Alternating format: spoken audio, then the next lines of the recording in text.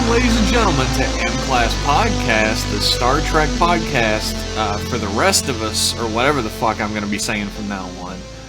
I'm your host, Jeff. I'm Josh. I watched Battlestar. Were we supposed to do that? Yeah, we're going to be talking about Battlestar Galactica Season 3, Episode 24, Butt Sex Episode. Oh man, that's a good one. Not just because of the butt sex. It's a very deep, meaningful episode with a character arc for a lot of characters you love, but also anal. I don't think there's ever any anal. Not like unfortunately. Yeah, it could have been a little bit of that. This podcast isn't really about any of that, thankfully. It's all about sitting down with a piece of Star Trek media and picking it apart from beginning to end. Well, I guess it is a little bit about that, since we always get into that type of crass, disgusting humor. Yeah. So hopefully you like both. Give us your money. Yeah, I mean, like, that's why you're here. To give us your money. Actually... No, yeah, I mean that, yeah, but... Actually, I'm going to front load this episode with a little give us your money. Oh, we're doing this already. Commercial! Because June is Gay Pride Month. Yeah. And we are doing a Patreon Pride Pledge Drive. That rolls right off the tongue, man. It does. Everything I ever do rolls right off the tongue, son. Sweet. The way you can aid in our desire to... Anyway, we're sponsored this month by Desrath and Tapon of Tapon's radio program. Yeah! And they are sponsoring us in order to help the Trevor Project, a non-profit organization committed to preventing suicide in LGBTQ plus youth. They're best known for the Trevor Crisis Lifeline intervention hotline they operate, along with Trevor Chat and Trevor Text, which are IM and text versions of the hotline. Nice. But they also do work in training, raising awareness, and advocacy relating to LGBTQ plus youth suicide prevention. Mm-hmm. And if you would like to help out the Trevor Project and your boys, you can head on over to patreon.com/mclasspodcast and pledge at any level. And at the end of the month, Desrath and Tapon are going to both match our pledges over, I think, 600. I think it's 600. They're going to be matching our pledges. Up to 750, right? It's actually over 500. Oh, yeah. So we're almost at it. I mean, but like that doesn't mean you shouldn't do it, because it's awesome. Make them pay. Make them pay the whole thing. Make them pay the whole thing. For a great cause. So we're talking about, like, both of them could be donating $750 each. That's to like the $2 Trevor million Project. if you add it up or something. It's so much money, I can't even imagine it in my pea brain. It's true. At the end of the month, Josh and I are also going to be donating some money to the Trevor Project from the pledges that you're giving us. We're also going to use some of that money in order to live and eat food, but a nice little chunk of it is going to go to the Trevor Project as well. So that is a triple donation that you can be a part packets. This is going to be a triple donation that you can be a part of to the Trevor Project, which is an incredible organization that is at the forefront of preventing youth suicide amongst LGBTQ plus teenagers. Yep. If you would like to skip the middleman and not give us any money because, hey, fuck us, right? You can head on over to give.thetrevorproject.org/USS Lollipop or thereicontributed.com and hit donate. But please remember to dedicate the donation to M-Class Podcast if you do. First name M-Class, last name Podcast. Yes. Well done. I feel good. This is the best commercial we've ever done. This is the best thing we've ever done, probably. That's true. That's definitely true. So all the episodes during the month of Gay Pride Month are sponsored by Desrath and Tapon of the Tapon's radio program. Tapon. Love that guy. That card. Love that guy. Love that Tapon. This week's episode of M-Class Podcast, you might already know what we're going to be talking about. Yeah, since the first one was last time. That's right, we're talking about Threshold again, baby. Oh, fuck, yes. Time to get catfished. There's more to talk about. That's where that comes from. That's where getting catfish comes from. That's where it comes from. When someone talks to you about Threshold when you think they weren't going to, that's getting catfished. That's what it is. That's probably made that joke when we did the episode, but I don't remember. I don't think it's so. new to me. It's new to me. We're going to be talking about the Best of Both Worlds Part 2. That's TNG Season 4, Episode 1. Yeah, it's the first episode of the 4th season. You had to wait all summer. Yeah, the craziest thing about this is that it was first aired the 24th of September, 1990. Yeah, That it makes so me long ago. It makes me depressed. It sucks because I remember it. I remember watching it. You've lost so much of your life, sir. Worthless. My life is worthless. It's not worthless because you're here with us now talking about Star Trek. Yeah. This episode, before Josh has an existential crisis, Yeah. this episode, again, was written by Michael Piller and directed by Cliff Bowl, exactly like the last episode was. They probably did it all at once. Probably. It is basically like a movie, beginning to end. Yeah. It's important again to point out that Cliff Bowl, most famous amongst the crew for making Will Wheaton hate him by treating him like a child, so I love him. Makes me love him. He's the best director I never worked with. He looks like There's a lot dude. of them. He looks like a great dude. Michael Piller, great writer, wrote a lot of episodes. So Yeah, everybody knows Michael. Oh, Michael Piller. O.M. Pill. That's what we called him back on the O.M. set. Pill. It's important to note right out the gate that this episode has a last scene on Star Trek piece at the beginning. The computer says it. It's Majel Barrett. Yeah, she's like previously on Star Trek: The Next Generation, but she says it like her, not like me. She doesn't sound like Josh when she says it. Which would be awesome, but doesn't happen.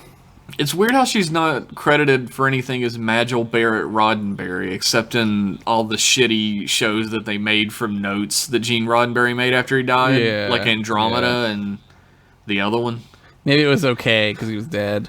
Maybe she wanted to keep their marriage a secret. No one knew. It's a big secret. Well, I guess the executives back in the day didn't know when she was Nurse Chapel. Yeah. Do you know that story?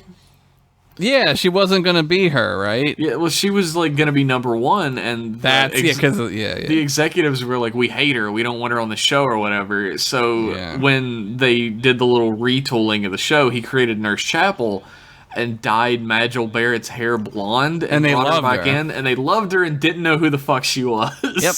Because the 1960s. That's why.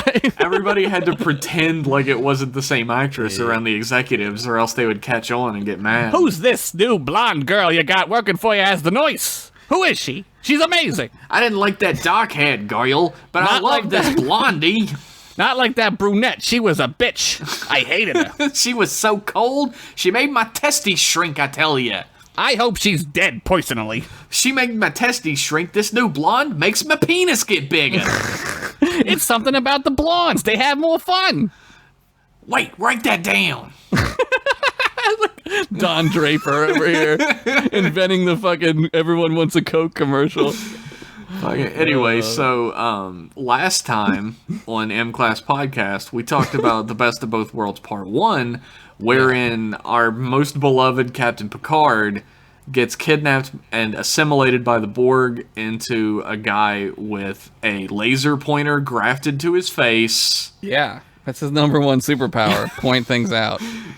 And he loses himself and becomes Locutus of Borg.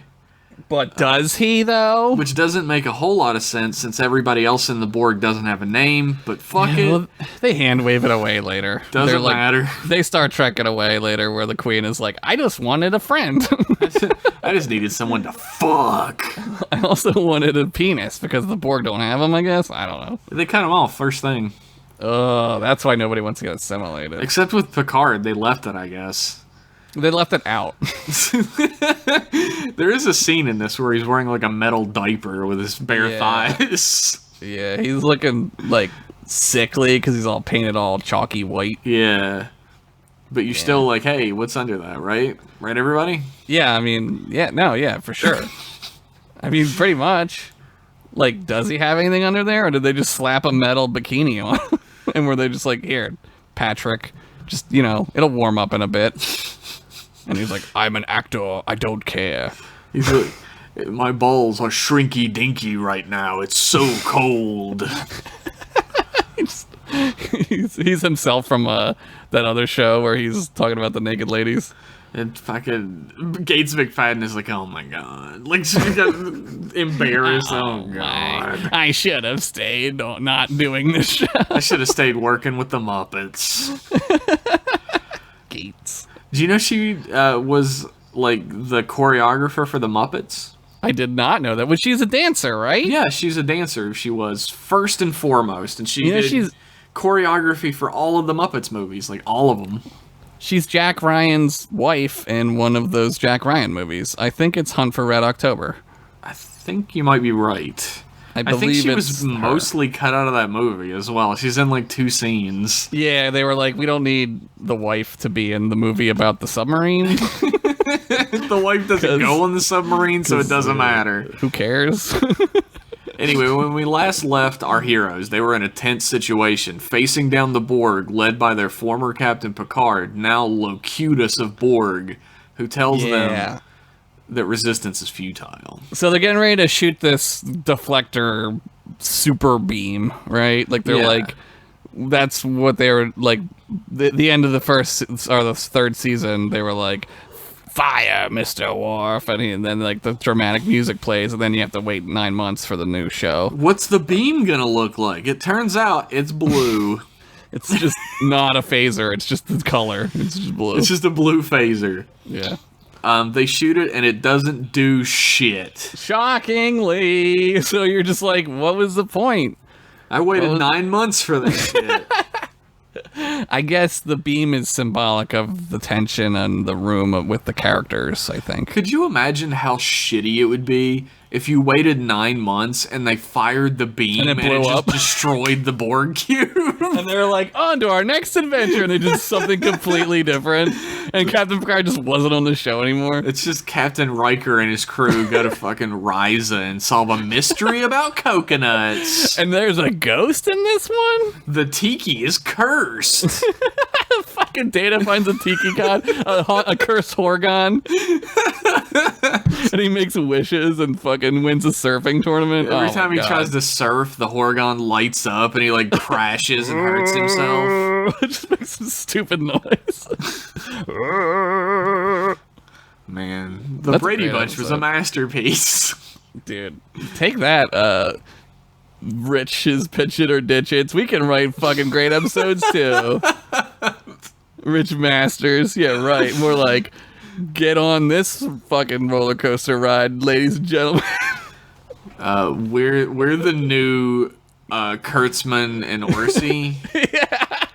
So, yeah, but maybe still better though, because even with the Horgon thing, we're better. I think it's like Star Trek, the animated series, like kind of like when Scooby-Doo was just like Shaggy and Daphne for some reason. Shaggy, Daphne, Scooby, and Scrappy-Doo. Like, why was Daphne there? Like, why did they pick, like, why wouldn't it be Velma? Like, Velma's the one who hangs out with Shaggy, right? They knew what side their bread was buttered on. Well, like lonely nerds. Yeah, they were like, get the redhead. That was long before, that was long before, like, nerds turned towards Velma, and they were like, oh. Yeah, well, when Suicide Girls started happening, they were like, oh no, Velma's super hot. Yeah, as it turns out, if a really, really hot girl dresses up as Velma, it's incredibly hot. Who would dressing know? Dressing up like Velma is the equivalent of putting glasses on and she's all that. Like, you're still hot as hell. Like, it doesn't matter. You're still you hot. Mean that frumpy girl with the glasses and ponytail? She likes art. How nerdy. Not Another Teen movie was pretty good. Not another teen movie.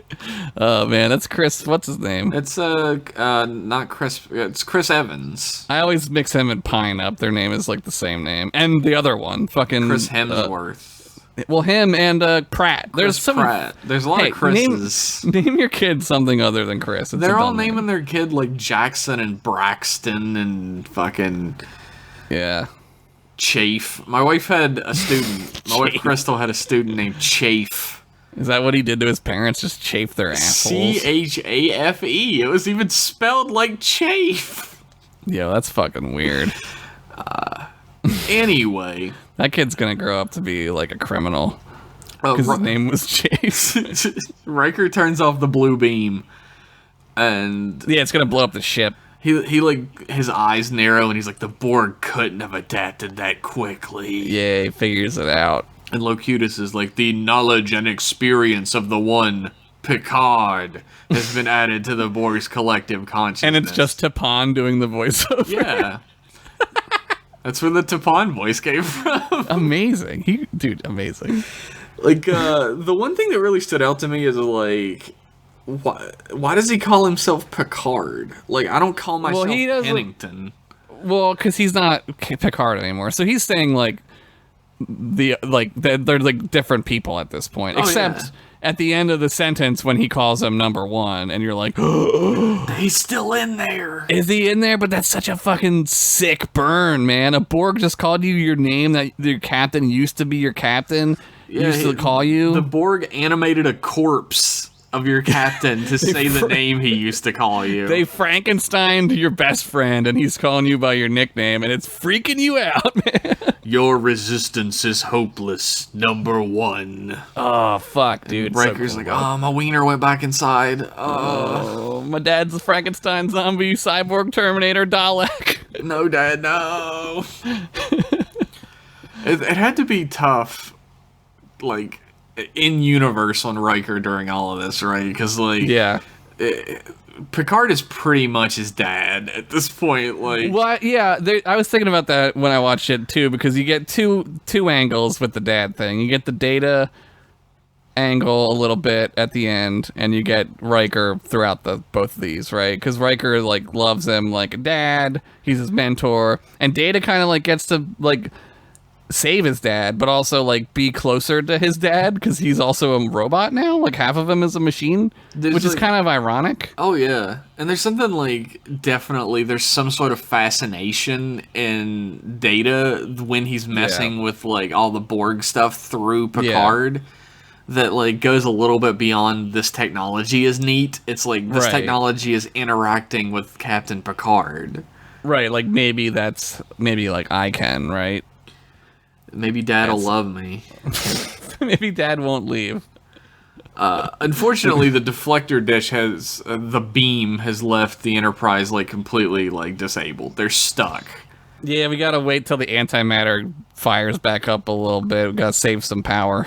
They gotta, like, repair a bunch of the fucking, like, antimatter injectors and everything. And it's like... you have to wonder, like... how long would that take, like, now? Like that would be like forever. Months of work. What's cool is like in Enterprise they talk about like that stuff. Like the Enterprise, they don't have like replicators, so they can't just like fix shit, right? Like in TNG, like they can just go make a part and then replace it. But on Enterprise, they have to like figure it out, and it's like really scary for them because like they're stranded at points because they don't have shit. If shit goes wrong, if like one of your parts is destroyed, like you need to jury rig something to fix it because you can't just replace the part. Yeah, so like here they're just like, well, it'll take like 12 hours, like or 8 to 12 hours. Yeah, it's gonna take 8 to 12 hours for us to replicate entirely new injectors. Right, which is like the most complicated fucking piece of equipment that exists, right? Probably. Like, it's up there. It's probably top secret as fuck, right? Nobody can know about them. They're secret. Because if the Romulans get them, they'll like fucking sabotage them or some shit. I don't know. Turn them into an anti-injector that shoots injection fluid and kills you. That's an episode. That's gotta be. But like... Picard as Locutus, and the Borg just fucking leave because the Enterprise can't do anything about it. Yeah, they're just like, fuck you. I mean, why waste a torpedo or a energy, right? yeah, like they're useless now. Who cares? Which is great. It's like such a. I love the Borg, and like the Borg are like obvious amalgams of like pop culture from the time, right? Like, Oh yeah, they're zombies, and zombies were big in the 70s. They're Terminators, the 80s, right? And they're Daleks, because they have the catchphrase from it's Doctor true. There's definitely like a fear of technology built into Yeah. them, which is still Yeah. like a running theme. Like that's what Black Mirror is for the most part. Right. It's just fear of technology. Who. Yeah. And they tie it in super close to like this old ass fear that we've had since like the 50s of zombies. Yeah. Like So it's something couched in a way zombifying that us. Yeah. Oh yeah, it's like couched in a way that like every age is going to understand the terror of this creature. Yeah. It's ingenious, really. And it's great too because they're just like they don't even give a fuck. Like they don't even like waste time. They're just like whatever. Like that's so like creepy. Like cuz like why?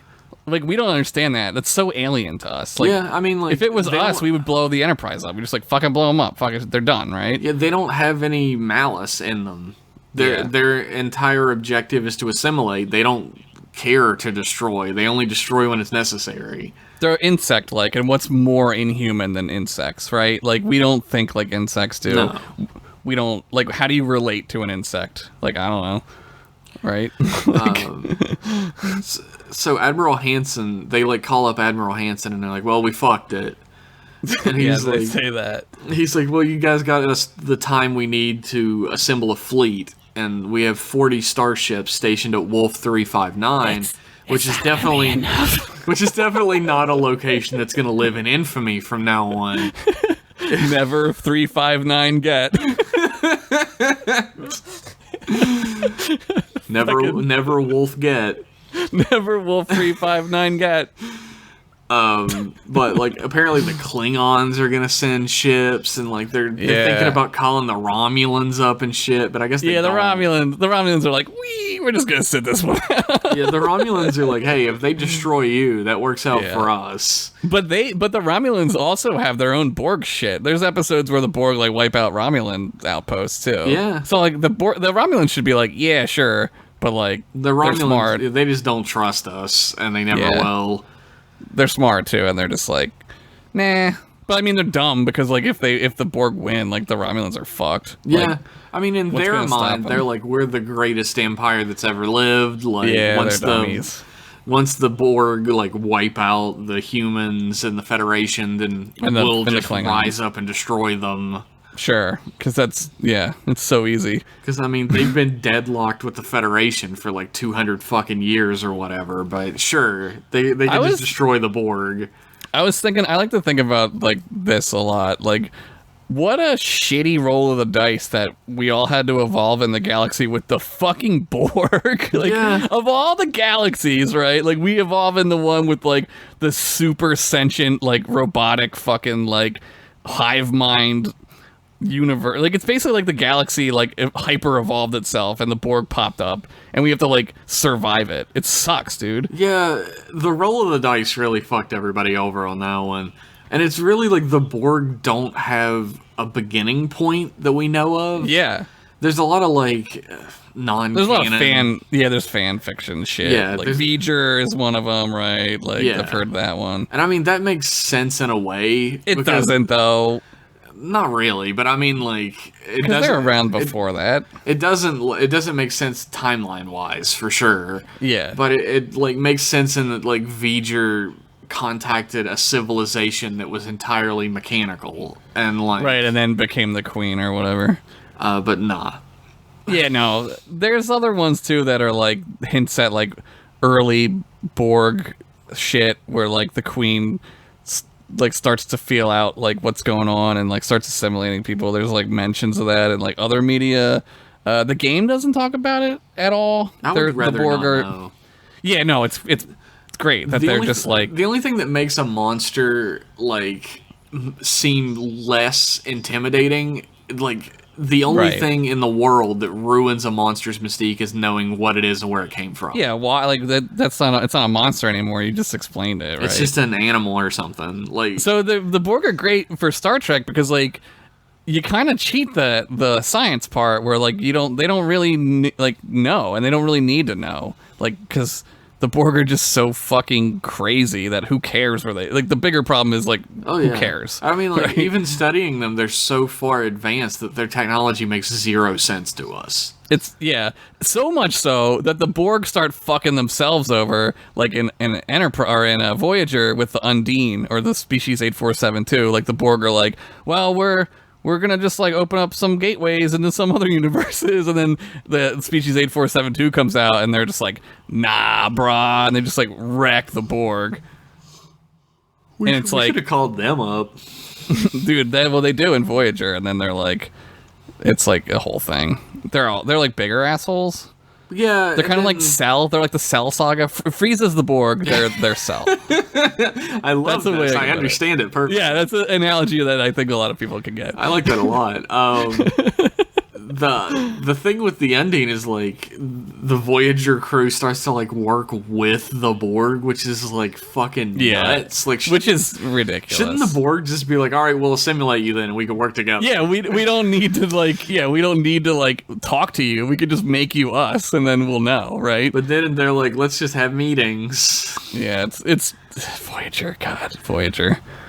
It would be way more interesting if Voyager had to survive and make it through like the battlefield, right? Like to get through it, and like whatever happens. But no, we have to talk to the Queen, and she has to like whatever. And it's not the original. Well, it is at first the original Queen, Alice something is her name, and then later in the show she's too busy.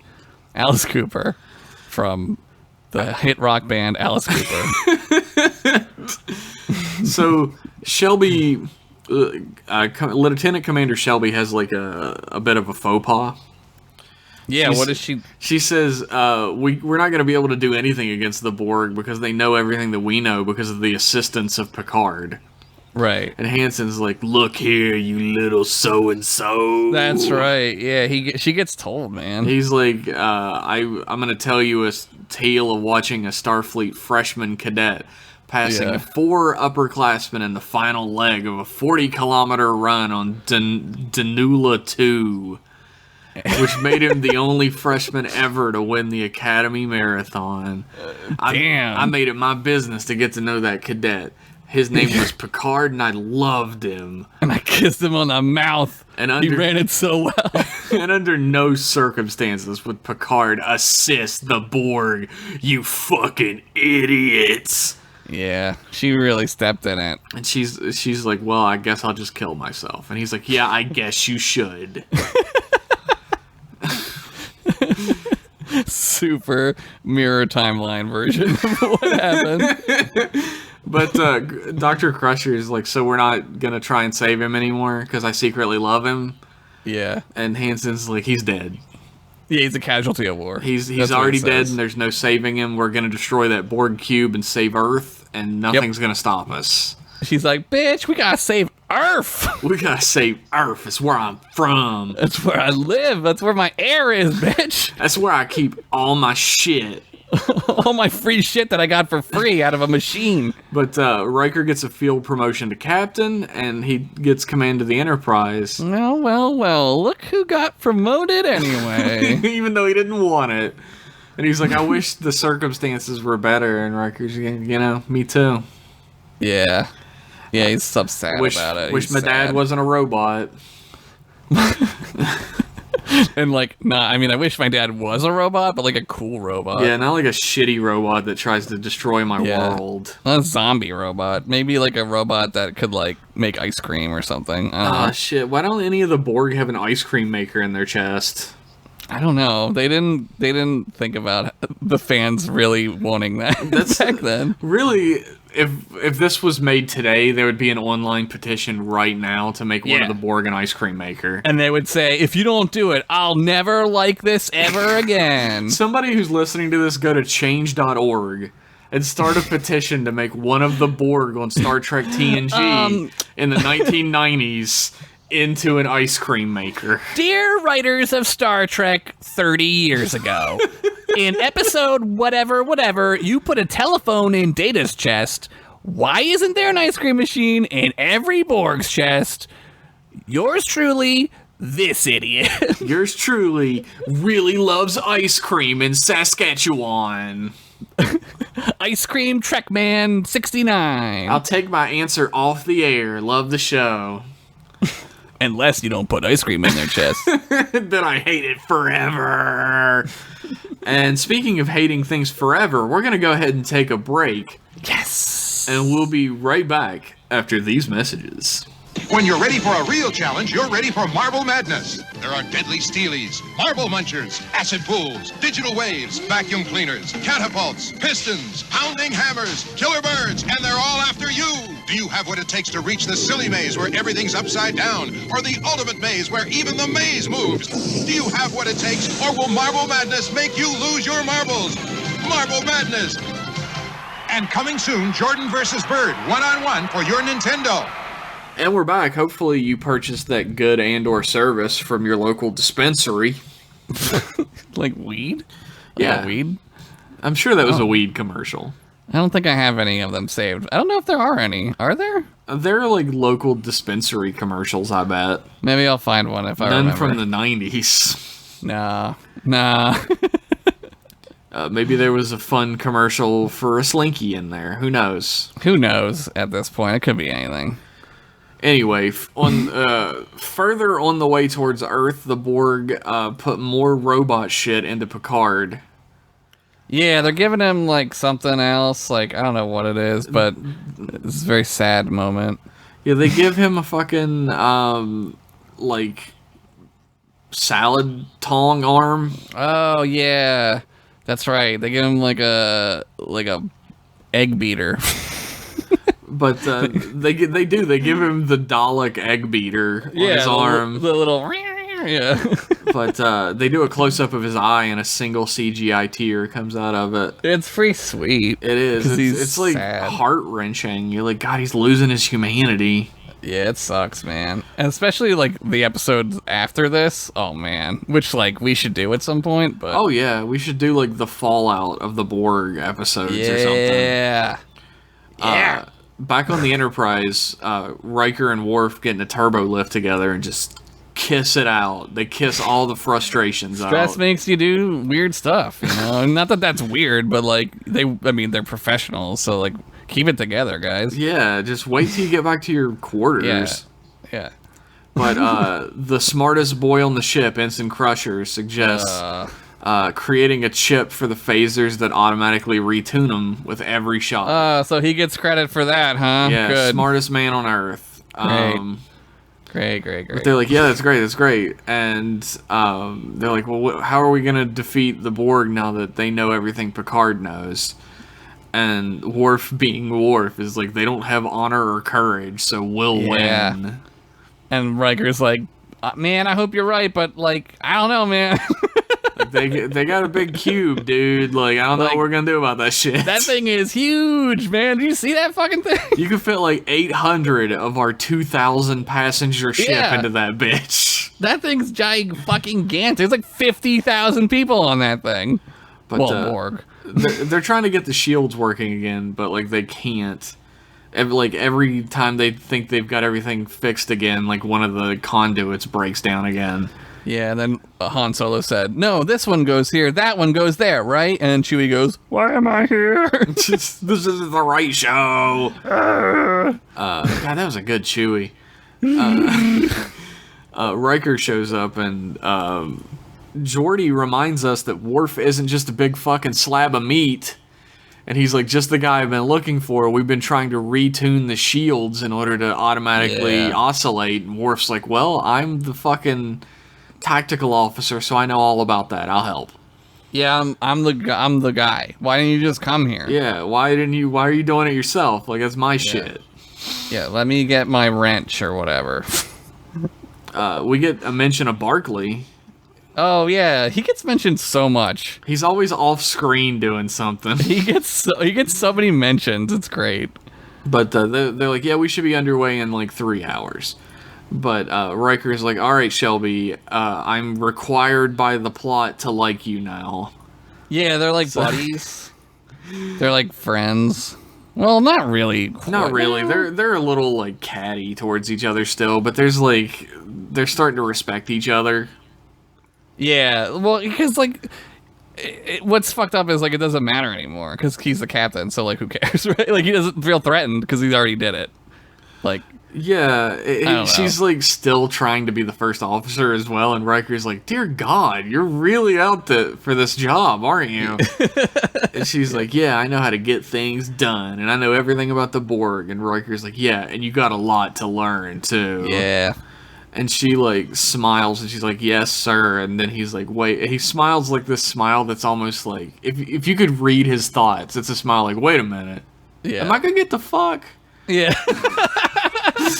Wait a minute. Is Captain gonna fuck? But he's like, yeah, Picard reminded me when I said that you were a pain in the neck that I was also a pain in the neck. Yeah. And they both smile at each other, and he's like, now I can go in for the kill. Yeah. But he gets called. Yeah. He gets the little bleep. And the Armada has engaged the Borg at Worf's 359. He bought it. He bought it. It's pissed off. He bought it. The whole thing. 359. It'd probably sell for cheap after all this goes down. Nah, it's a monument after this. They leave the ships out there and stuff. It sucks. It's pretty. It's like the Elephant Graveyard. Pearl Harbor. Of the Star Trek. Riker heads up to the bridge, and Admiral Hansen is like, yeah, the fight didn't go so well. We're not winning, and my TV's all fucked up, so you know shit's going bad. I don't know how to fix the vertical hold, Riker. And Riker's Where's like, the tracking? second knob. And he's like, nah, I'm doing it. It's not doing anything. And he's like, that's the volume, the second knob. Where's the tint? Don't fuck with the tint. Don't worry about the tint. Oh, shit, everybody's blue. What's happening? God damn it. And then he dies. Yeah, he gets cut off, and then that's him dying. He gets blowed up, and everybody's like, oh, shit. And meanwhile, Captain Sisko is like, my wife just died. Yay. Oh, no. I'm going to hate Picard forever. Guess I have some trauma I gotta live through in another series. So the Enterprise is getting close to completing their repairs, and they just go ahead and start towards Wolf 359. After saying Worf for like a million episodes of this show, it's difficult. Captain, like, Riker is like kind of a dick about how he promotes Shelby. He's like, I've reluctantly chosen to promote Shelby to first officer. Yeah, because he talks to, because Worf like is his buddy, and like Worf is like always like, I'll follow you anywhere.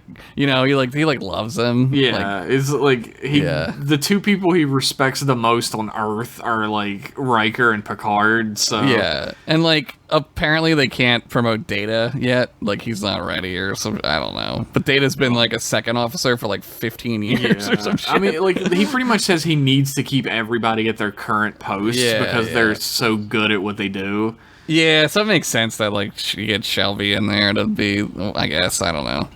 But they sit around and they talk about like upgrading their weaponry and their shielding and everything, and they're like, well, fucking, like, all of this seems like it's not gonna work, but what else are we gonna do, you know? Throw in your shoe at Superman, dude.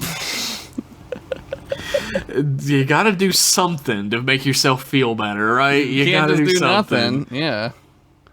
Riker goes into the captain's ready room, and he just kind of stares at the chair. It seems like he's gonna walk towards it. He sort of stares at the chair, and he goes, "What would you do?" I love it. It's so good. You get a little bleepy at the door, and Guinan comes in, and she's like, "I'm not interrupting anything, am I?" And he's like, "Well, actually, you are." I was just talking to Ghost Picard, and then it cuts over to Ghost Picard, and he's like, Guinan, what are you doing in here? I'm a fucking ghost. I'm trying to haunt the place, Guinan. Please come back later. Remember when you were in that movie Ghost? It's like exactly like that. Please let me possess you so I can kiss Riker. And Guinan's like, okay. Again? Fine. But she kind of has a talk with him. She talks to him about like Locutus isn't Picard, like, he's gone, and you have to let him go. Like, my relationship with Picard is, like, he's literally my fucking twin. Like, we were born out of the same womb together. It goes beyond family. And so if I can give him up, you can give him up, you bitch. Yeah, I spend time in the fucking Nexus with him, which is basically like being in heaven with somebody, so, like... And since time doesn't matter, it happened already, because even though it didn't, it did. She knows. Yeah, she knows everything. She's a fucking wizard. She is a wizard, really. Like, That's she's what some she sort of, is. like, farseer. Like, she knows everything. Yeah, she's a goddamn wizard. But, Space wizard. She leaves and she tells him, you know, you have to become the captain. Like, nobody's going to save these people except for you. And you You're have to the let captain Picard now. to do it. I'm the captain now. And Riker sits down in the chair. Yeah. And the Enterprise arrives at Wolf 359, like, instantly. As soon as his butt touches the chair. And all I could think of is, like, it hurts William Frakes, or Jonathan Frakes. It hurts him to sit down that way. But he had to. Yeah. And you hear it when he sits down, he goes... Because the uniform sucks dick. Because his fucking back is, like, wrenching as he's sitting down. Ugh. But he does it, and way to go. Way to go, Jonathan Frakes. Worth it. Don't worry, Jonathan. You'll be on a hit show where you make up stories about ghosts and stuff on Sci-Fi Channel. I'm really loving all the, like, master cuts of him saying the same lines. Oh my god, it's so great. I used to watch the shit out of that show. Who's the tallest man you've ever met? We made it up. It didn't happen. We made it up. Not this time. Not this time. Not this time. Not this time. But, like, as they arrive, they pick up, like, ships, but no life signs, no subspace communications, no power readings. There's a little bit of, like, Star Trek-y bullshit in this scene with, like, they don't know, like, what's happening. Like, how do you not know, right? Like, you have sensors that can see shit for, like, light years. Like, how do you not know it's that more the ships dramatic. are fucked? Exactly. Like, they needed to pull up and see that the ships are destroyed, right? Yeah, like, put it on screen, and, like, the thing is, on screen is, like, a demo reel shot of, like, a 3D animator's work of it, like, panning through the graveyard of ships, like, and one of them is so close that you can only see the tip of it. Like, where is the ship in relation to this? Yeah, like, how is it, like, where are they? I guess it's like the sensors are looking at it, like, they're magnifying it, probably. Sure. I'm gonna say that. It looks great, though. Like, it's, and for like, the 1990, music is, like, heart-wrenching as well. Yeah, it's great. Like, and there's a a ship ton just, of like, Federation exploding. ships. And they go through the names, and they're like, oh, it's the whatever, The Tolstoy, the Kyushu, and the Melbourne, which was the ship that Riker was going to be the captain of. And Riker, it does a close-up of Riker's face, and, like, you see how pained he is from the hearing it's the Melbourne. I always thought he was like, ooh, good thing I didn't take that. And he pulls his collar. Whoa. I always read it as like, shit, I was supposed to be on that ship. I probably could have saved it, but... Yeah, maybe he probably thinks that, right? He probably is like, I wouldn't have died. I could have saved it. It would have been different for me, the hero. I'm like in the show, so I can't die. Look, I'm in the opening credits, so... And I paid up all my union dues and haven't pissed off the writers yet, so they're not going to Tasha Yar me. Yeah, I'm in, like, the union, so I get insurance, so they're not firing me. But they figure out the course of the Borg ship utilizing data magic. Yeah, there's some fucking shit. I don't know. And they set a course to intercept. And well, like, it's hard to figure out where they're going. Like, Jesus Christ. Oh, like, yeah. Where could they possibly be going? Wolf 359 is, like, 2 seconds away from, like, the sun. Like, Riker's like, I've got a plan. I love it. I love Riker plans. They're always great. He's, like, so devious about it. He's like, don't worry, I've got a plan. The Riker maneuver. And he smiles and a little glint happens. Cling! But, he's like, we're gonna separate the saucer section. And Shelby's like, but the Borg are gonna know about it. And it does a close-up of Riker and he goes, I'm counting on it. So it's like her plan, but it's with a dash of Riker, right? Because like she has the plan earlier to do this. Yeah, her And plan for saucer separation was just to create 2 targets. right, just to make. But he has a better idea. He's gonna Riker the shit out of it. He got a sneaky plan. You gotta change this 2 targets into 2.5, 3 targets. He's like, One of Worf, them making a lot of noise. He's like, Worf, Data, I got a special mission for you, best friends. And Data's like, fuck yes. I mean, Worf is like, fuck yes. Data goes, fuck yes. Fuck yes. And it does like an iris in on them, and then the logo Worf and Data appears on the screen. Coming this fall on UPS. Worf and Data, that'd make a great odd couple show. Data! And it's just like the toothpaste is out. I left it out because it is 0.73% more convenient for use. I don't like it there. A warrior would never keep their toothpaste there. And he's using Nog's tooth sharpener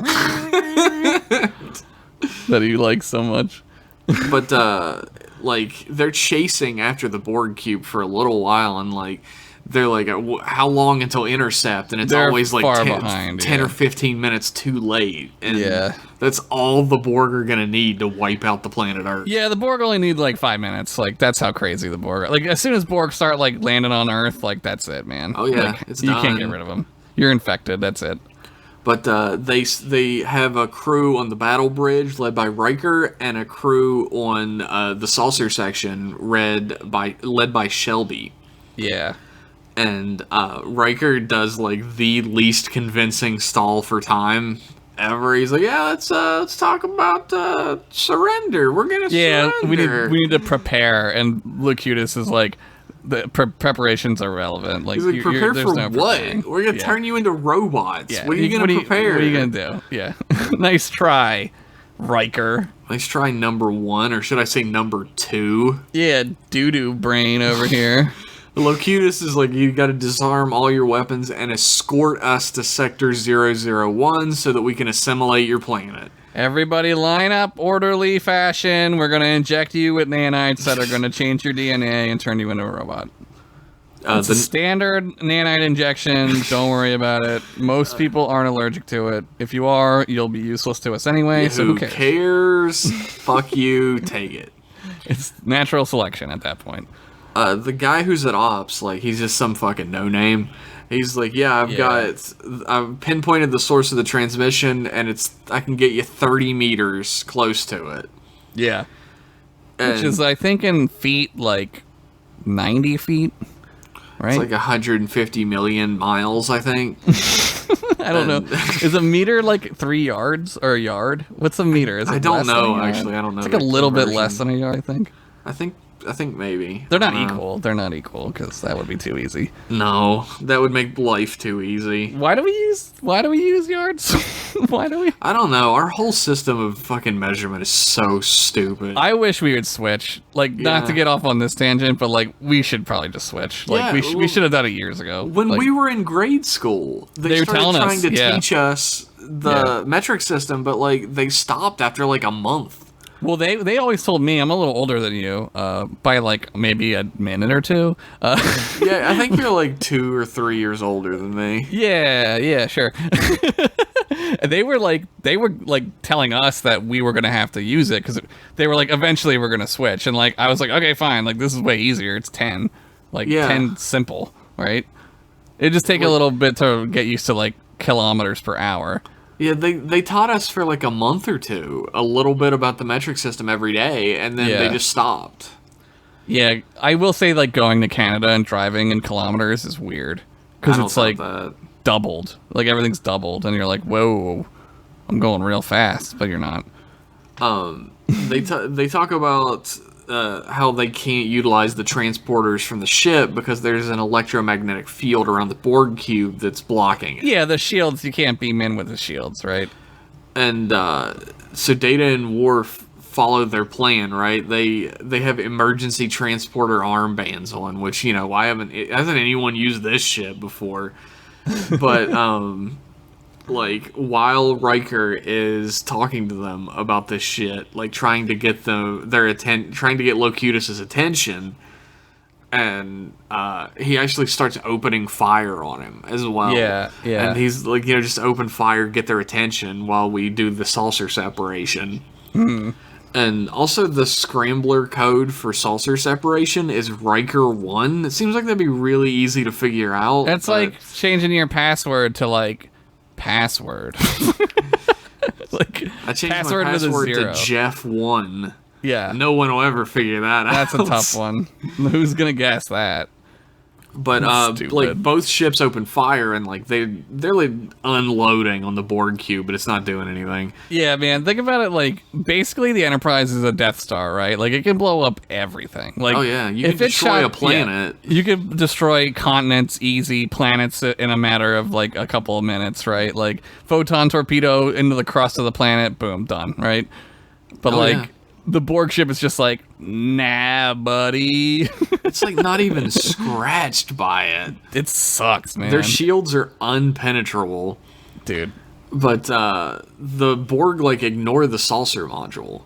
Yeah. They're just straight is up good. trying to use their the Borg standard like manner in which they attack is that they trap you in a tractor beam, draw you in, and then blow you the fuck up by overloading They cut your hull open and shit. They do all. They're very like it's very surgical. Like I always got like a very like violating feel from it because like it's like surgery. Like they have that cutting beam thing which just like cuts holes and stuff.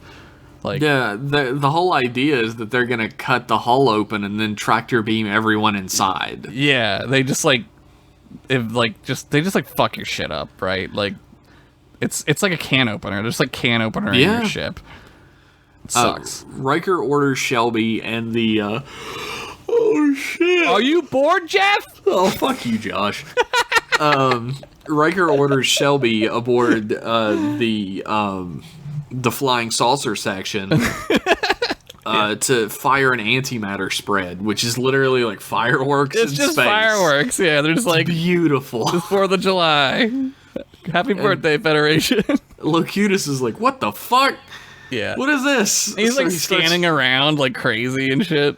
So he like tries to split his attention between the saucer section and the lower deck section, the battle bridge section. Yeah, the cool part where I want to be. Yeah, fuck yeah. It's wanna all be in the dark hot down rod there, like part. cool. Yeah, red lights. That means fucking cool shit's about to happen. Or sex. So Data and Worf hop in a shuttle, and they basically fly out through the antimatter spread in order to hide their ionization trail. Yeah, the Borg like can't lock onto him with the tractor beam, I guess, if there's like antimatter explosions happening. Like they Makes can't sense. pick it up. They can't pick up the shuttle at all. Although like they start to. He knows what they're doing, I think, right? Like he kind of knows. Locutus kind of because he starts shooting the tractor beam around, like pew, pew, like poking around to see where it is. Like he sees that there's a shuttle going. He probably doesn't know what they're doing beyond that, but he sees that they've sent out a shuttle, and that's where he needs to be focusing his attention. But the antimatter spread is making it more and more difficult to focus on the shuttle. Yeah. So they basically just turn their ship's systems off and like Coast float in. Yeah. And Pop it in neutral, Data. We're going in neutral. Hopefully we can stop. and somehow they do, I guess. They got the little jetpacky thrusters, right? Yeah. Like that's the sound they make. Data and Worf use their emergency transporter armbands to beam into the cube within 30 whatevers. 30 meters. 30 peters. Peter meters. Peeners. And they walk around one corner and see Locutus. Oh, there he is. I found him. I found him. That was hard. And they Good thing just, the prop department only built this one corner. They could have walked around it like 6 times. They like could have did moved the last camera. episode. Moved the camera up in the ceiling, put it down low. Yeah. It's different, yeah. They kill 5 Borg with their phasers with Wesley Crusher's genius hand phasers. Oh, God. Yeah. And Worf runs up and grabs Locutus, and Data just kind of stands there for a second while another Borg walks up behind him. Like, I don't know what Data's doing at this point, because Worf is clearly, like, not Worf's strong as fuck, dude. Klingons are crazy strong, right? But not as strong as a robot man, apparently. Fucking Borg are insane, dude. Like, he's struggling against Locutus, and Data's just standing there, and Worf's like, fucking, a little help over here! Help me, goddammit! Yeah. Eventually, Data incapacitates that Borg, and he runs up and, like, shoves an epidural into Locutus, knocks him out, and they beam back over to the shuttle and head back to the ship. He puts, like, a pin in the factory reset hole button, and, like, it, like, factory resets him to, like, sleepy time or whatever the fuck. And as we learn, that's how they're going to be able to That's how they're going to do it. Yeah, that's how they do it. Put it in sleep mode. There is a tense-ass moment where that ship, the shuttle is headed back to the ship, and they're like, beam him out of there, Mr. O'Brien. I love this shit. I love this shit. The shuttle gets blown to bits, but there's just enough time for O'Brien to beam back our heroes. Old tricks are sometimes the best tricks. It puts you on the edge of your seat, man. You're like, oh no, did they make it? Did they fucking make it? Of course they did, right? But, like, you don't really know. But they did make it. Even if you know they made it. Like, Worf is in fucking DS9, but still. Right. You still feel it. It's just good. It's just good show. It's just good television time. Yep. Good job, Cliff Bowl. All right, here's the scene where we're gonna give Wesley something to do, I guess. So, Wesley, stand here. Yeah, he like jerks him over there. He's like, I'm an actor. Yeah, when your balls drop, you're an actor. Yeah, you're an actor, sure. You're a prop. My fucking mother's an actor too. You fucking dick. She acts like she loves me. Yeah, just the rest of us here. Now fucking say your line, you little dick. Your mother doesn't love you. I'm gonna be a real shithead someday. Yeah, you are already. This is really messing me up, and now I'm like Morty from Rick and Morty. This is really gonna mess me up, Rick. Shelby's reports that the saucer section's impulse engines are fucking disabled. They're down. Yep. And the Borg ship powers up, and they're all thinking like, "Oh my god, it's gonna fucking fire on us, right?" Yeah. But the Borg just take off. They're like, they're like, cares fuck it. that they have Locutus. Yeah, we're gonna assimilate like 13 billion of them in a second. So fuck it, who cares? Who gives a shit? There's also Locutus? tons of them on the moon. Like, let's just go to the moon first. That would have. I guess the moon was like maybe on the other side. Who knows? They were like, fuck it, who cares? We'll get to it. Yeah, it'll get there. But Crusher's like, I'd like to study the assimilation process in Picard's body so that I know a little bit more about it. Yeah. And maybe I can reverse it a little bit better. But Riker's like, look, if we do that, like, Earth's gonna get obliterated. Yeah, we got like a time-sensitive thing going on here. We like we don't can't have time really. for this shit. Yeah, we don't have time for science right now. We got to put the science on the back burner for this one. Use fast science and figure out how we can kill these Borg. Quickly figure it out so we don't all get fucking killed. But they do revive Locutus, and he's like a dickhead. He's like, Picard wouldn't have approved of you trying to save me, Riker. Right. And what you're doing hasn't stopped the Borg at all. Yep. But Locutus is like weirdly like, I intend you no harm. Yeah. Which is like, is it Picard again? Like, who knows? Maybe. Right? Because like the Borg for sure intends you harm. Yeah. But I mean, maybe it's not harm in the way they look at it. Yeah, maybe they don't think it. Yeah, maybe because they're like, we're just gonna like. Doesn't he say like we're gonna like relieve you of all of your pain? Right? They're like, we're gonna. It's a higher quality of life is what we're trying to offer. That's what he said. Yeah. Which, like, that's super objective, or subjective, rather. Oh, yeah. I would definitely not like to be a robot zombie. That doesn't sound good to me at all. No, it would be horrible, unless you got to be in the alcove next to 7 of 9, and then it would be, like, probably less horrible. Sounds pretty bad still. Like, it'd be 7 of 9 when she was, like, a Borg, though, with all the gross Borg I'll shit take all 7 over of 9 as a Borg. I'm into it. Okay. Hey, it's not like I want to climb up a giant vagina. I just like Borg shit. Okay, that's fine. Look, Jeff. That's where the don't line kink gets shame drawn. me. Don't kink shame me. I like tubes and laser beams. That's where the fucking line gets drawn, though. If you're trying to get into the Attack of the 50-Foot Woman, that's too much. That's too much. You've gone too far. Take a step back. But he basically tells them that they've done nothing to stop the Borg. They're headed straight towards Earth, and they're going to force the Federation's unconditional surrender Yeah, and assimilation. They're just going to make them zombies. However, through actual science use, Data finds out that there are subspace signals that are going from Locutus to the Borg Collective and back at all times. It's like always happening. And Dr. Crusher's like, well, that has to be what's controlling him. Right. And this like Borg collective consciousness is being shared at all times through the subspace signals. So later we find out that this is like the cooperative, like this is like the Matrix, right? Like the Borg later like figure out how to get into this like realm, this like it's not really like it's like the Matrix. It's not a real place. It's just like a hard drive, right? Where they can like it's like an artificial reality. Yeah, and so they start to like revert back to their like selves again, where like they're like people again, and it really fucks the Borg up because the Borg are like, we can't have this shit. These people they figured out that they're slaves.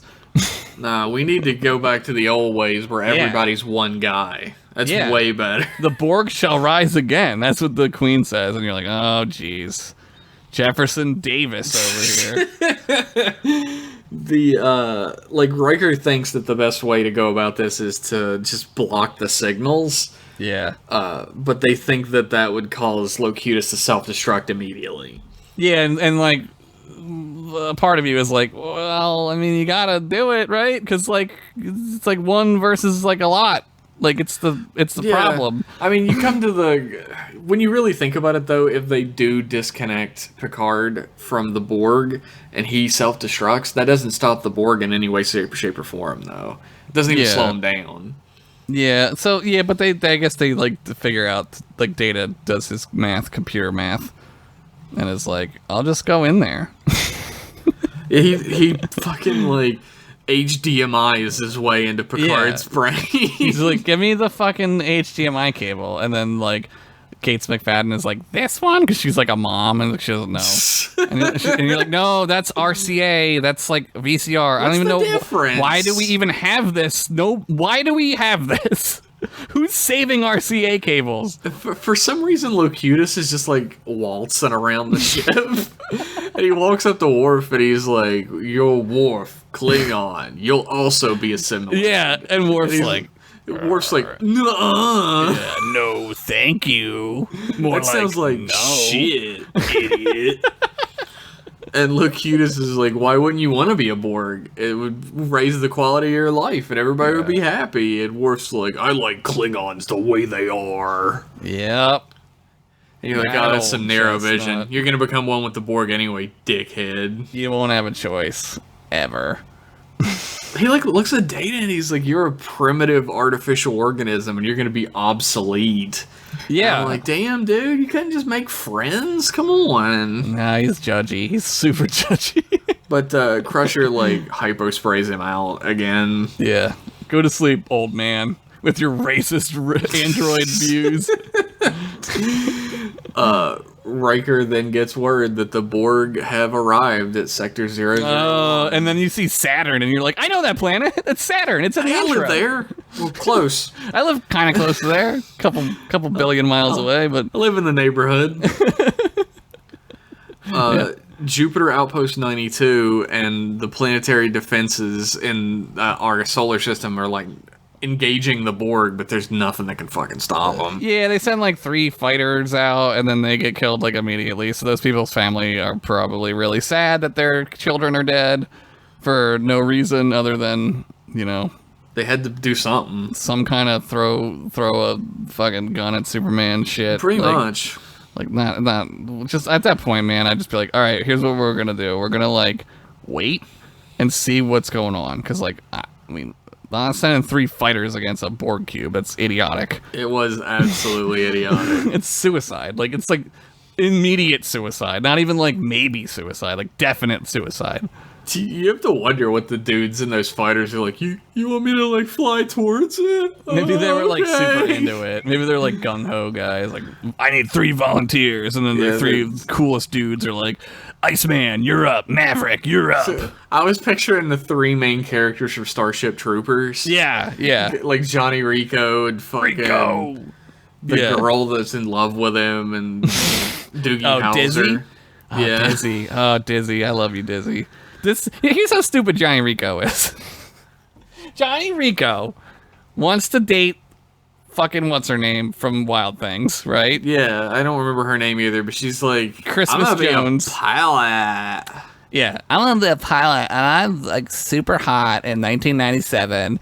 And then fucking Dina Meyer, who's also in Star Trek, so this is related to Star Trek. I believe it. She's commander whatever from the last one with what is it called? Fuck.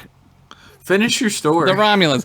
Fucking Dina Meyer shows up, and then Johnny Rico is like, Dizzy, I'm like not into your hot redheadedness, which fucking first of all, you're a fool. And then later he loves her because of course you do. Yeah, What a waste later he of loves time. her, that she gets fucking bugged to death. You should have fucking loved her before, idiot. At least I got to have you. That's what she says. Yeah, fucking Johnny Rico. What an idiot. You could have had some sweet redheaded prom night sex, dude, in your fascist society. That's all you can hope for. That's all our future fucking generations are gonna be able to hope for. That's all anyone can really hope for anyway. But, like, this is the period of time where the Borg cube is, like, 27 minutes away from Earth, and they're 42 minutes away from the Borg, and, like, they can't close the gap because the Borg cube is so fast. Yeah, and like I guess they like don't want to warp through the solar system or some reason. I don't know. Well, it's like, it's I like think it's something about, like, when you're inside of a solar system. you're not like, supposed to. Yeah. Yeah, it's, like, restricted travel. in But that like at this area. point, maybe you do it like a little bit because like Yeah, I wouldn't be fucking paying attention to the speed limit if there was, yeah. like, if the world was about to end. It used to be in the old series, it was like if you warp next to a planet, the magnetic field fucks up or something.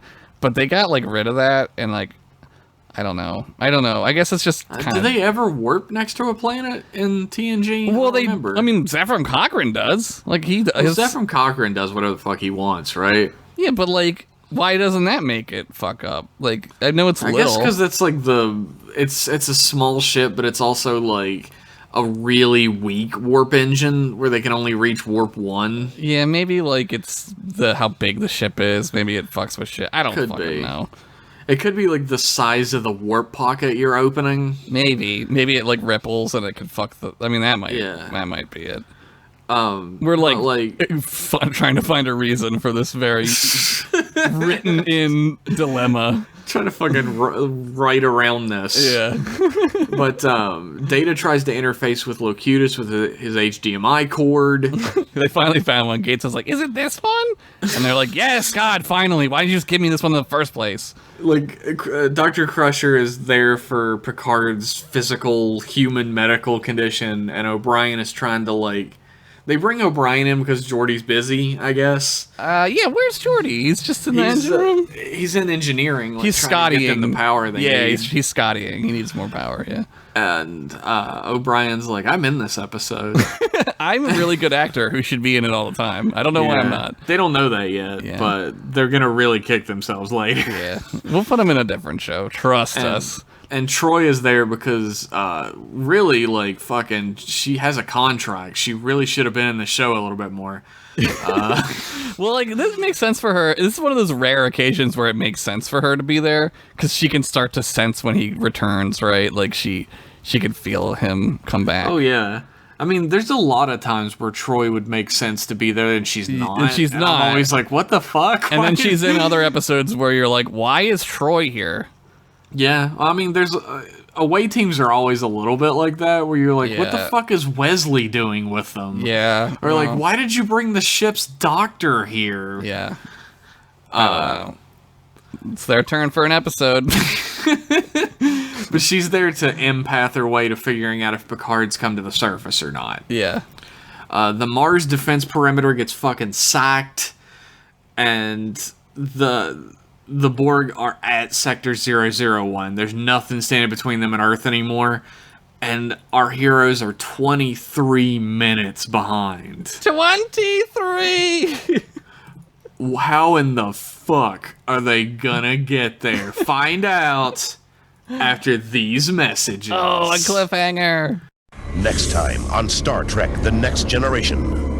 You once knew him as Picard, captain of the Starship Enterprise, but now he's half man, half machine, a deadly pawn of the evil Borg. His mission to destroy Earth and anything or anyone who gets in his way. It's the showdown of the 24th century on the next exciting episode of Star Trek The Next Generation. And we're back. And man, if you've been on the edge of your seat, Yeah. Just stay there, because we still got a ways to go. Yeah, I mean, we're at the end, though. Data is still trying to establish a neural link. He's like going deeper and deeper into the link. And at the 5th level, he finally establishes a net and gathers information on the Borg. Yeah, he gets on the net with Sandra Bullock. He fucking signs onto AOL. And he orders a pizza, and then she, like, doesn't pay for the pizza, and it was like, whoa. I've never seen that movie. I think I'm the only person who's ever seen that movie. It's on the movie theater. I've seen the box art. Yeah, you saw Hackers, right? Yeah, I've seen Hackers. Hackers is amazing. Hackers is a great movie. I love it. It's got a Vulcan in it. It does. I thought that's how New York City was when I was a kid. I was like, that's like what New York is like. Like all these kids going. Maybe like, it was around at on the dirt time. bikes. I don't think so. It probably was. Well, I don't think the same fucking thing was Saved by the Bell, where I was like, this is what high school's like. I always thought Saved by the Bell was like what California was like, right? Like California high school. Dude, the thing that really got me, though, is like, for some reason, I never thought that Saved by the Bell high school was going to be like my high school experience. Yeah. But for some reason, I thought the college years was going to be like my college experience. Yeah, I didn't watch that show, so I've only seen the high school Saved by the Bell a little bit, but I've never seen the college. I remember when it was on. The college years is a like hungry, grasping, desirous, like Sisyphean pushing the rock up the hill of trying to make a show. Yeah. And failing over and over again and having to retool it the next episode over and over again. That's awesome. That sounds like right up my alley. Like every episode is like, this is the status quo now. Just kidding. Kelly's back. Remember her? She's going to college too. So it's fucking Riverdale. Oh, Kelly's back, but oh shit, the ratings haven't caught up yet. Fucking Lisa's back. Lisa's going to college with him now. Oh my god. Mr. Belding visits. Like it's almost like it was a bad idea to ever take them out of high school, right? Yeah, well, I mean, fucking Zach looked like he'd been injecting steroids directly into his fucking heart muscle for like... Yeah, he's like super cranked up, like, right? he got jacked during the college years to the point where, like, there are scenes where, like, Slater calls him preppy, or somebody talks about how, like, they want Slater's muscles instead of his preppiness or whatever, but they're the exact same size. Yeah. Dude, I love that shit. When the character no longer fits the image of, because the guy's, like, literally, like, 30 years old at this point. They couldn't have kept him in high school much longer at that point. Dude. Yeah, I guess. But, like, what do you do, like, when they're in college? Like, what do you do? They don't do much of anything that I remember. I know they like do like 2 seasons, I think, and then they did a movie where Zach and Kelly get married. Oh, they got married. Yeah, they got married. They had a Las Vegas wedding. That's smart. I don't remember anything about that movie. There's a movie? That's a movie? It was like a TV movie. Why aren't we watching that for like the things that we need to watch that? We can watch that for Jeff and Josh Talk Over Movies. Fuck yes. Which you can get at patreon.com/mclasspodcast. I would love to, like, because I don't know shit about the show. I know the stereotypes and the tropes. I think there are specifically characters in that movie that are just from the college years. Okay, so you have to, like, explain So it to me. you would not know who the fuck they are. Yeah, And that's 'cause there's, like, perfect because they don't matter. It's like in Power Rangers when they get like new people every season, and you're like, ugh.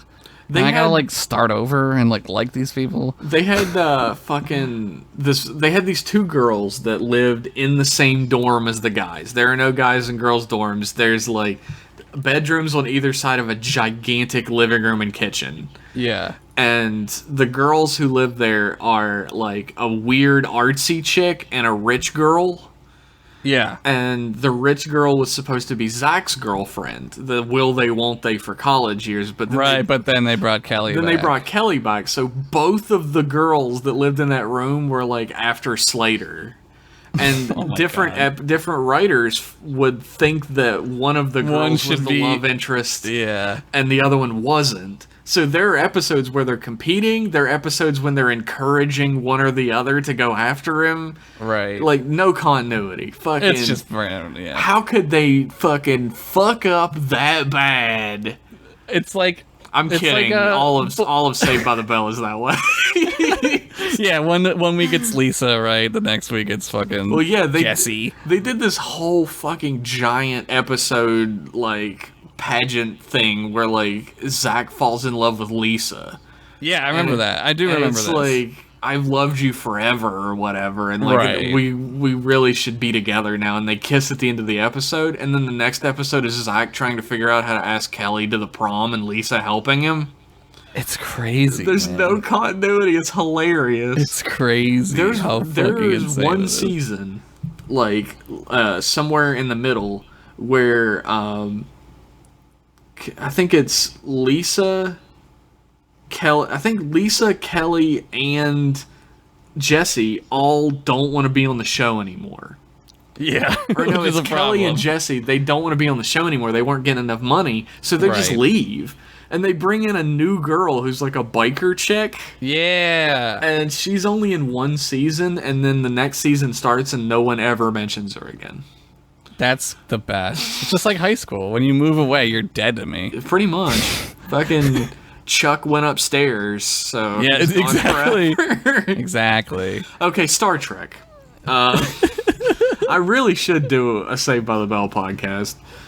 Anyway. I would love to watch it with you. I'm Like, you want to like, do a Saved by the Bell? I podcast? don't know if I want to do a whole podcast, but I would love to watch the movie and have you explain this shit to me. It's I did fascinating. have the idea to do the Saved by the Bell podcast where it's just me and I bring a different person on every time and to you watch an explain it to episode them. with me. That's fucking great. So I that's a might great do it idea. that way. Anyway, Locutus sort of figures out what Data's doing and like tries to use his egg beater arm Yeah. to break out of the thing he's in. But Data like snaps it off. He's like, wham! And Locutus just looks at it like, oh no. Oh, that's where my genitals were. They moved them, Data. God damn you. Make sure you put that on ice, please. But like they do the standard thing where like Data gets close to figuring things out and everybody's like, no, Data, the power levels are too high. We've got to Yeah. stop. And Data's like, wait a minute, hold up. Just wait Give a me minute. 1 second. And then at the same time, like, the Borg are starting up the ship. Wait, are we there yet? No, we didn't I do don't that think yet. we're there yet. We didn't It's do like, that yet. I Dr. forgot. Crusher comes to the realization that the Borg have like a weakness. They're completely Yeah. dependent on one another. That's, yeah. And so really the hero of all of this is Crusher. She figures out everything. But Data sort of gets all the grandiose attention because he's a robot. Yeah, well, they plugged him in. I guess it's kind of like you using a computer. Like, your computer should get some of the credit, right? That's true. That's true. But Thanks, computer. they realize that like if a command is put in through subspace, then all the Borg have to follow that command. Yeah. And so Riker's idea is to disable the weaponry system. Yeah, they try the weapons first, which is like kind of a. It's I mean, it's the most like straightforward idea, but like thinking about it later, it's kind of dumb because like the weapons are gonna be like super protected, right? Oh, Like, yeah. all that stuff's gonna be Like, protected. They got McAfee on that shit. Like you're not breaking through. Yeah. They got their own viruses on it to protect from your viruses. Like, they have no options against the Borg at this point. The Borg have, like, fucked their ship up. They've got them in a tractor beam at this point. Yeah. And so Riker's just, like, laying a collision course. Yep. We're And- gonna kamikaze this bitch. Wesley looks around like, but what, I don't want to die, Captain. And Riker's like, listen, boy, crash the ship into the ship. Nut up or shut up. Collision course. You knew what this was. But Picard grabs onto Data's hand. Yeah. Locutus Picard grabs onto his hand and lifts it up, and he says, "Sleep, Data. sleep, Data." Yeah. And Dr. Crusher's like, "Oh, he's exhausted." He's and so Data's sleepy. like, "No, Yeah. I've got the answer. I know what it is. Yeah. So shit's getting fucked. Like, the ship's getting cut into. Like, everybody's screaming. People are dying.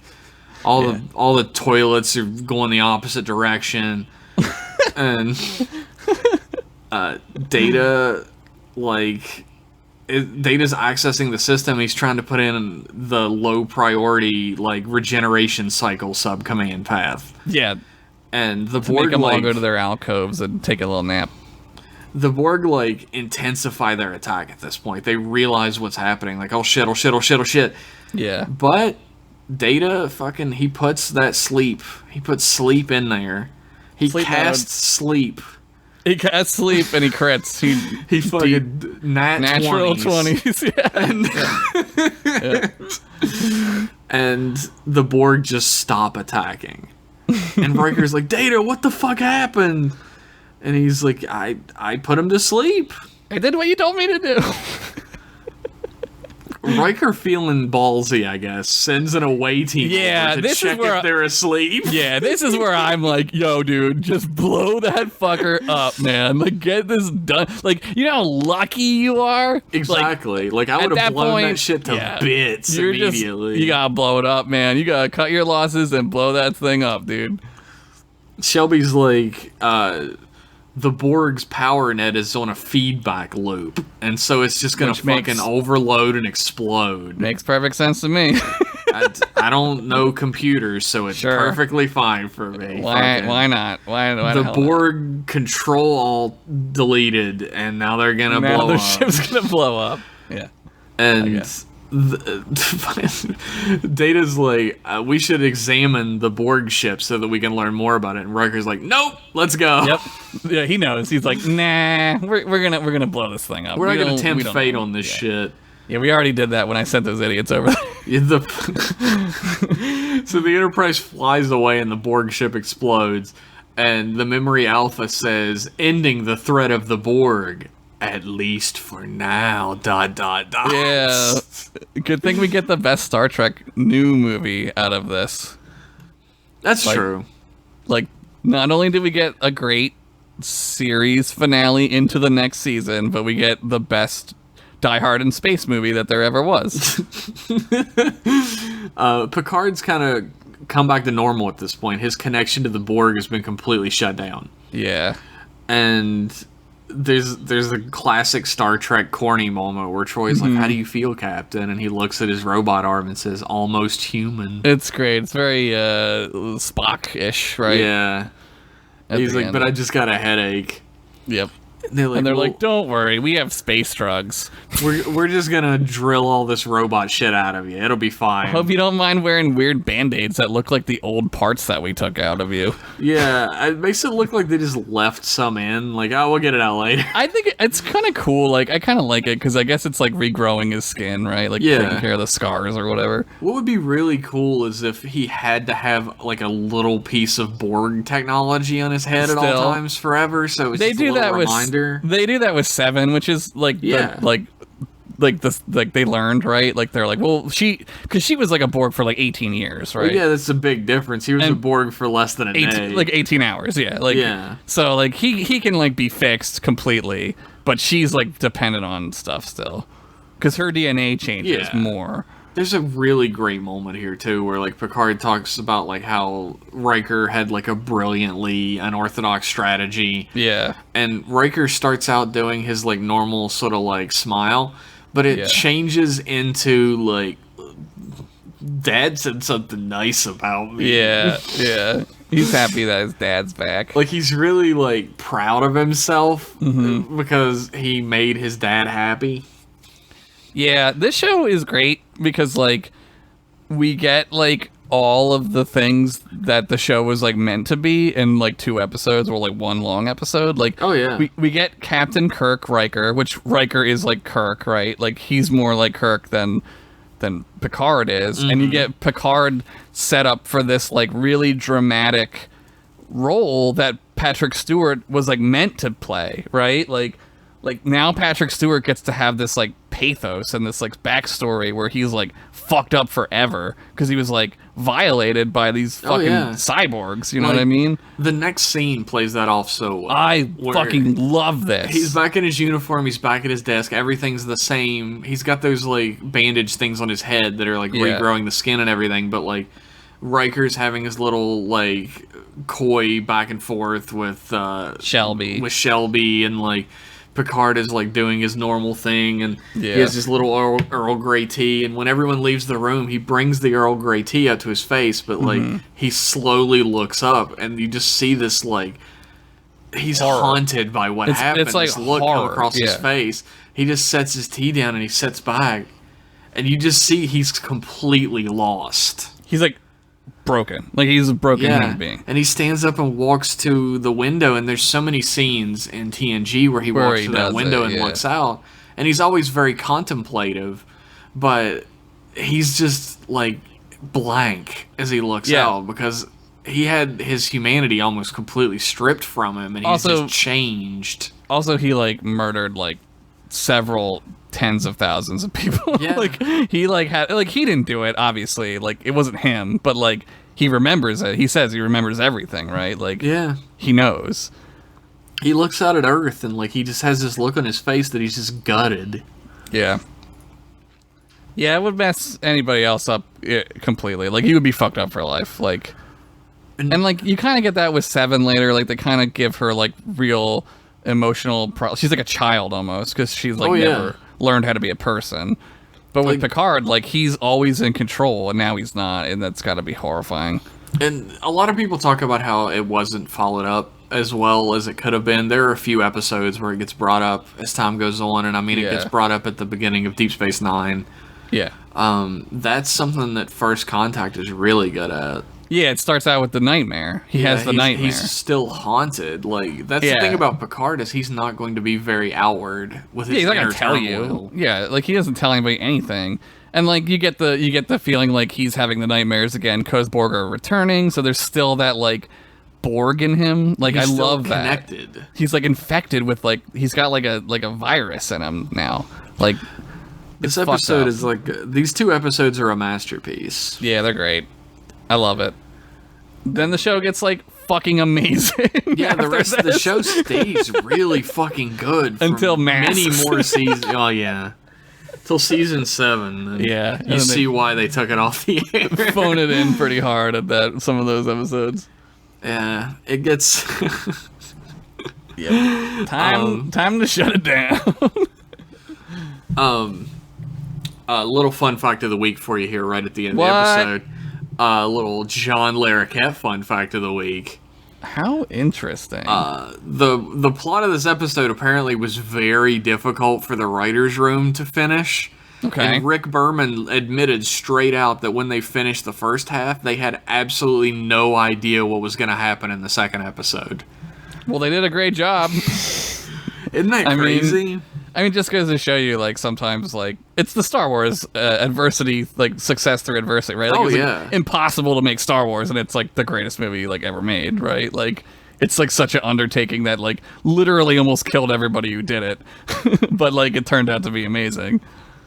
It's, like, it's wild that, like, these 2 episodes have such a profound effect on, like, the entire mythos of Star Trek forever. Yeah, it makes it expands it to the point where like I had this whole thing I wanted to talk about. I'll just talk about it for like a little bit. But like how now like the Federation was living the fucking sweet life, right? Like they had to deal with the Klingons, they had to deal with the Romulans, but like pretty much everything was like pretty normal, and like everyone's living in this utopia. And like I think what makes Star Trek incredible is like now if you're in the Federation, like how do you go to sleep at night knowing that this is out there? Like how do you fucking live like that? You have to think that, like, the Borg cube was in our orbit, and it's so massive that you probably could have looked up and saw seen it in the night sky. Right. Like, you definitely could have seen it, right? And it's like, how do you sleep on Earth after that, you know? Yeah, and it's just, like, that's the point of Starfleet, right? That's the point of Star Trek, is, like, you're out there, man. Like, you might feel like you're safe on Earth and your utopia with your fucking machines that make you food and clothing, but like it doesn't matter, because look at that fucking shit. That shit came like 1 second away from destroying us all. Like literally not even destroying us, but like zombifying us into like this like machine using us as robotic slave labor forever. It's like fucking horrifying. And like I think it's a turning point in universe for Starfleet also, where they kind of like have to get their shit together, right? Like they need to like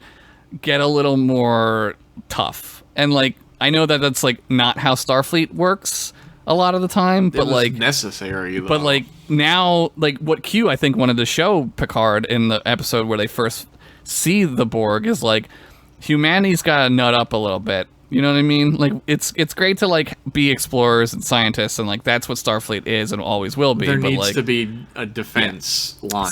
There needs to be a stronger line of defense. Because we don't know what's out there, right? And maybe there's worse shit than the Borg, right? Like who knows? Yeah. And I mean, we kind of meet worse shit than that eventually. Yeah. The Dominion is pretty fucked up.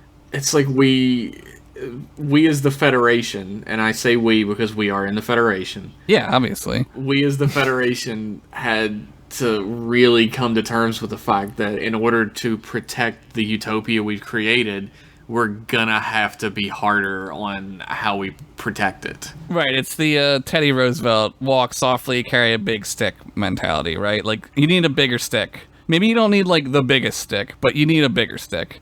Like, because the Federation can't handle this shit by just, like, it can't talk its way out of it, right? And our weapons weren't gonna do shit at that point. Wasn't cutting it. So...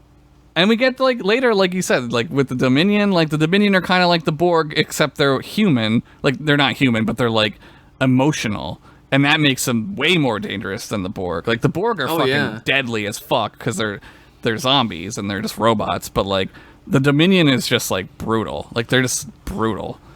It's, like, we don't understand the Dominion, but, like, in a way that it goes far beyond the way we don't understand the Borg. Right. The Borg are a machine, and that's beyond our comprehension as emotional beings. Right. But the Dominion are like literal pure evil.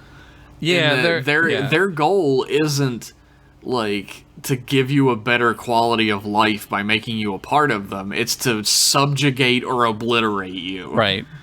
You're nothing. Like, you're not even useful. The Dominion, like, tolerates you. Like, if you don't fight back, then the Dominion will let you live. If you do fight back, they will wipe you from the cosmos. They'll just fuck you up forever. Yeah. And if they don't wipe you from the cosmos, they will, like, they'll do you like the fucking Vorta, where they obliterate your race to make a servant race out of you. They take lemurs and they, like, genetically alter the lemurs. And they're like, there's that one episode where he's talking about music or colors, right? And he like, doesn't see colors correctly. And they're like, well, why? And he's like, well, they didn't see it like we needed to. Yeah, we don't taste food the same way you do. And he's like, well, that sucks. Why did they do that? And he's like, because we don't need to. And he drinks all that poison. And he's like, whatever, we're like super immune to poison because we get poisoned a lot. That would be like the number one thing people would try and stop him with, poison. Yeah. It's great. I love it. Well, why don't you tell us your final thoughts on this episode, Josh? A+. It's great. It changed Star Trek forever. It changed television forever. I said that before. I love Borg stories. I mean, in Voyager, they get really kind of stupid, but overall, I think Borg stories are really great in this show. So, I love it. I don't know. This episode is like the first part of this episode is like an Empire Strikes Back type thing where everything is at its absolute lowest at the end of it. And there's sort of a the standard way of like gauging quality in things is that like that low point would be like the better part. Right. I don't know if I could really argue against that with this, but like it's hard to take the best of both worlds as anything other than two parts to a single episode for me. Yeah, it's not one because it's not one episode for me because of the intention was to shock the audience into waiting, right? Oh yeah. And that was innovative. Like people didn't do that. Like it just wasn't done in 1990. Like, now it's like soap standard. operas, maybe. Yeah, but soap operas sucked because like every week it was that. Oh, yeah, right? it was like, every single week. Yeah, you can't just do it all the time. It's This like was- a this tool was you taking whip a out. page out of a soap opera and like turning it into something a little bit more highbrow, I guess. Yeah, for sure. Actiony, a little more Star Warsy, like you said. Like it's just a good storytelling. These episodes are the first like really great TNG film. Yeah. And I feel like it's probably, if you take these two episodes and put it against any of the other TNG films, this is the best one. Yeah. And I would say by far, even. Do you think it's better than First Contact? I don't know, man. I think it's love better than First Contact. I like First Contact, but I think this is better. That's big. That's big words. You get TV Picard on this one. Yeah. So, like, there's a marked difference between TV Picard and movie Picard, and it's not like a dumbing down. I think movie Picard, it just shows his emotions more. Yeah, because they don't want to make him not have them. That's a flaw of the movies. But I think that's why First Contact is great, is because it makes sense that he has them, right? Oh yeah, because you're seeing he's been driven yes. to that point by what he's been through. Yeah, all the other ones, like Insurrection, make no sense. Like Picard wants to fuck a lady, like okay, like sure, I guess he would want that, right? Like yeah, I guess who knows? Insurrection makes sense in the character of Picard, since Picard gets duped by ladies he wants to fuck like a couple times throughout TNG. But like it gets taken to like a comical extreme. Yeah, 'cause where he's they- willing to break Starfleet orders in order to get his dick wet. Because their explanation for it is like they're young again. It's like young people do dumb things, and it's like yeah, but he's Captain fucking Picard. Like Yeah, he doesn't do dumb young things. Captain Picard didn't do that dumb Yeah. shit either. We saw him on TV. Yeah. He could get his dick wet and not do dumb things. Like that's a thing. But yeah, the best of both worlds is like masterpiece theater for Star Trek. I love it. Amazing. I mean, we say that about a lot of TNG episodes because like a lot of them are fucking amazing. But I mean, this is like cream of the crop. Yeah. Straight to the top. I'm trying to think of a rhyme. I can't. I was looking up what the next episode was. That's fine. What is the next episode we're going to be talking about? We're talking about The Search, Deep Space Nine, and I don't remember what that is. Episode 1, Season 3. So it's The Defiant. I think it's right it's when the we first get... episode with a Defiant in it. This Yeah. is, of course, part of CzarDiego's Turning Points collection. Yeah. So you get to see a cool ship, finally. It's gonna be awesome. But folks who've been following M-Class Podcast for a while now probably realize that we did a show called M-Class Email. We did? I don't where remember. we would read your emails and give you answers. And at a certain point, our listeners decided we were not cool enough for that anymore. Like, people got busy, I guess, so we didn't really get enough emails in to do that show anymore. But that doesn't mean we're not going to read emails anymore. Right. We're going to read them on this show, but only a few of them, because the show's already, like, 2.5 hours long. Yeah. So, we're going to take a break now that we've talked about the episode, and if you don't want to hear emails, you can fuck off, I guess. But do fuck off to patreon.com/mclasspodcast and give us money. Yes, do fuck off to giving us money, please. Our Twitter is @mclasspodcast. The email is mclassemail@gmail.com. And we will be right back after these messages to read your emails hot off the presses and maybe give you some answers or something. Yeah, you sweaty dicks. We'll be right back after these messages. Hello, I'm Pee Wee Herman. Talking Pee-wee is really cuckoo. He's naughty. I know you are, but what am I? Soon you'll be that way too.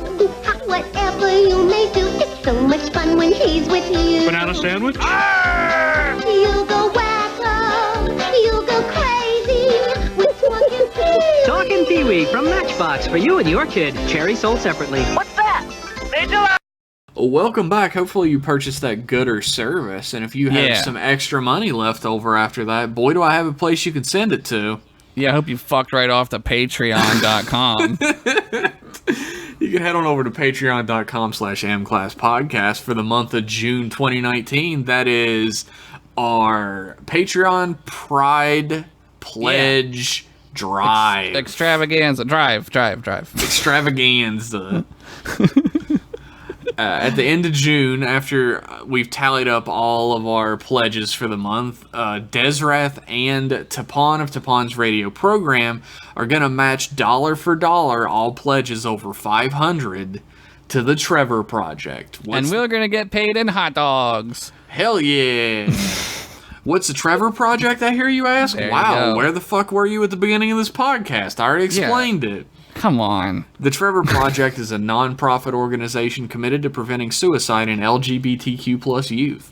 They're best known for the Trevor Lifeline crisis intervention hotline they operate, but also do work in training, raising awareness, and advocacy relating to LGBTQ+ youth suicide prevention. If that sounds like something you'd like to help out, you'd like to donate some money to it, then you can go over to patreon.com/mclasspodcast this month. And, I mean, there's up to a $750 donation Yeah. could be made by not one, but two people. That's $1,500. $1,500 from Trek Boys and Trek Girls. Yeah, who and are I think also they're gonna- Trek Boys. I think they're going to donate it in Latinum, which will make it more, because Latinum's like, we don't even have Latinum. Yeah. I made that up. It's real money. It's real. It's Latinum, everybody. He's right. We're all actually Ferengi at the end of the day. Sorry. We wouldn't be donating anything if we were Ferengi. Yeah, no, we wouldn't be. Don't be a Ferengi. Is that racist? Oh my god, yes it is. If you'd like to go completely around us and not give us any money at all, you could go to give.thetrevorproject.org/USS Lollipop and hit donate. Another nice website you can go to end up at the exact same place is thereicontributed.com, which I love. Make sure when you donate to dedicate the donation to first name M Class, last name podcast, and show the world how much Trek Boy pride we have. Trek boys! Trek Boys! And girls, but Trek boys is girls too. It's all inclusive. It's BOIS. It's not real boys. It's boys. Yeah. Boy, yes. So, this is the best thing that we have ever done. Yeah. So hopefully That's you a can great join cause. us in doing Yeah. a great thing. So that is the month of June is sponsored by Desrath and Tapon of Tapon's radio program in order to get donations for the Trevor Project. Make sure to donate. Do it. Our first email is from Agent C. Bartlett, Okay. and it is entitled, Fun Fact, Josh once received a letter of reprimand for refusing to take the con. Quote from him, fuck that, I got shit to do. Sounds like me. Hey there, Trek boys. Hi. Hope you're holding it together out there on that satellite. I found an yeah. amazing fan fiction story that I had to share with you guys. Okay.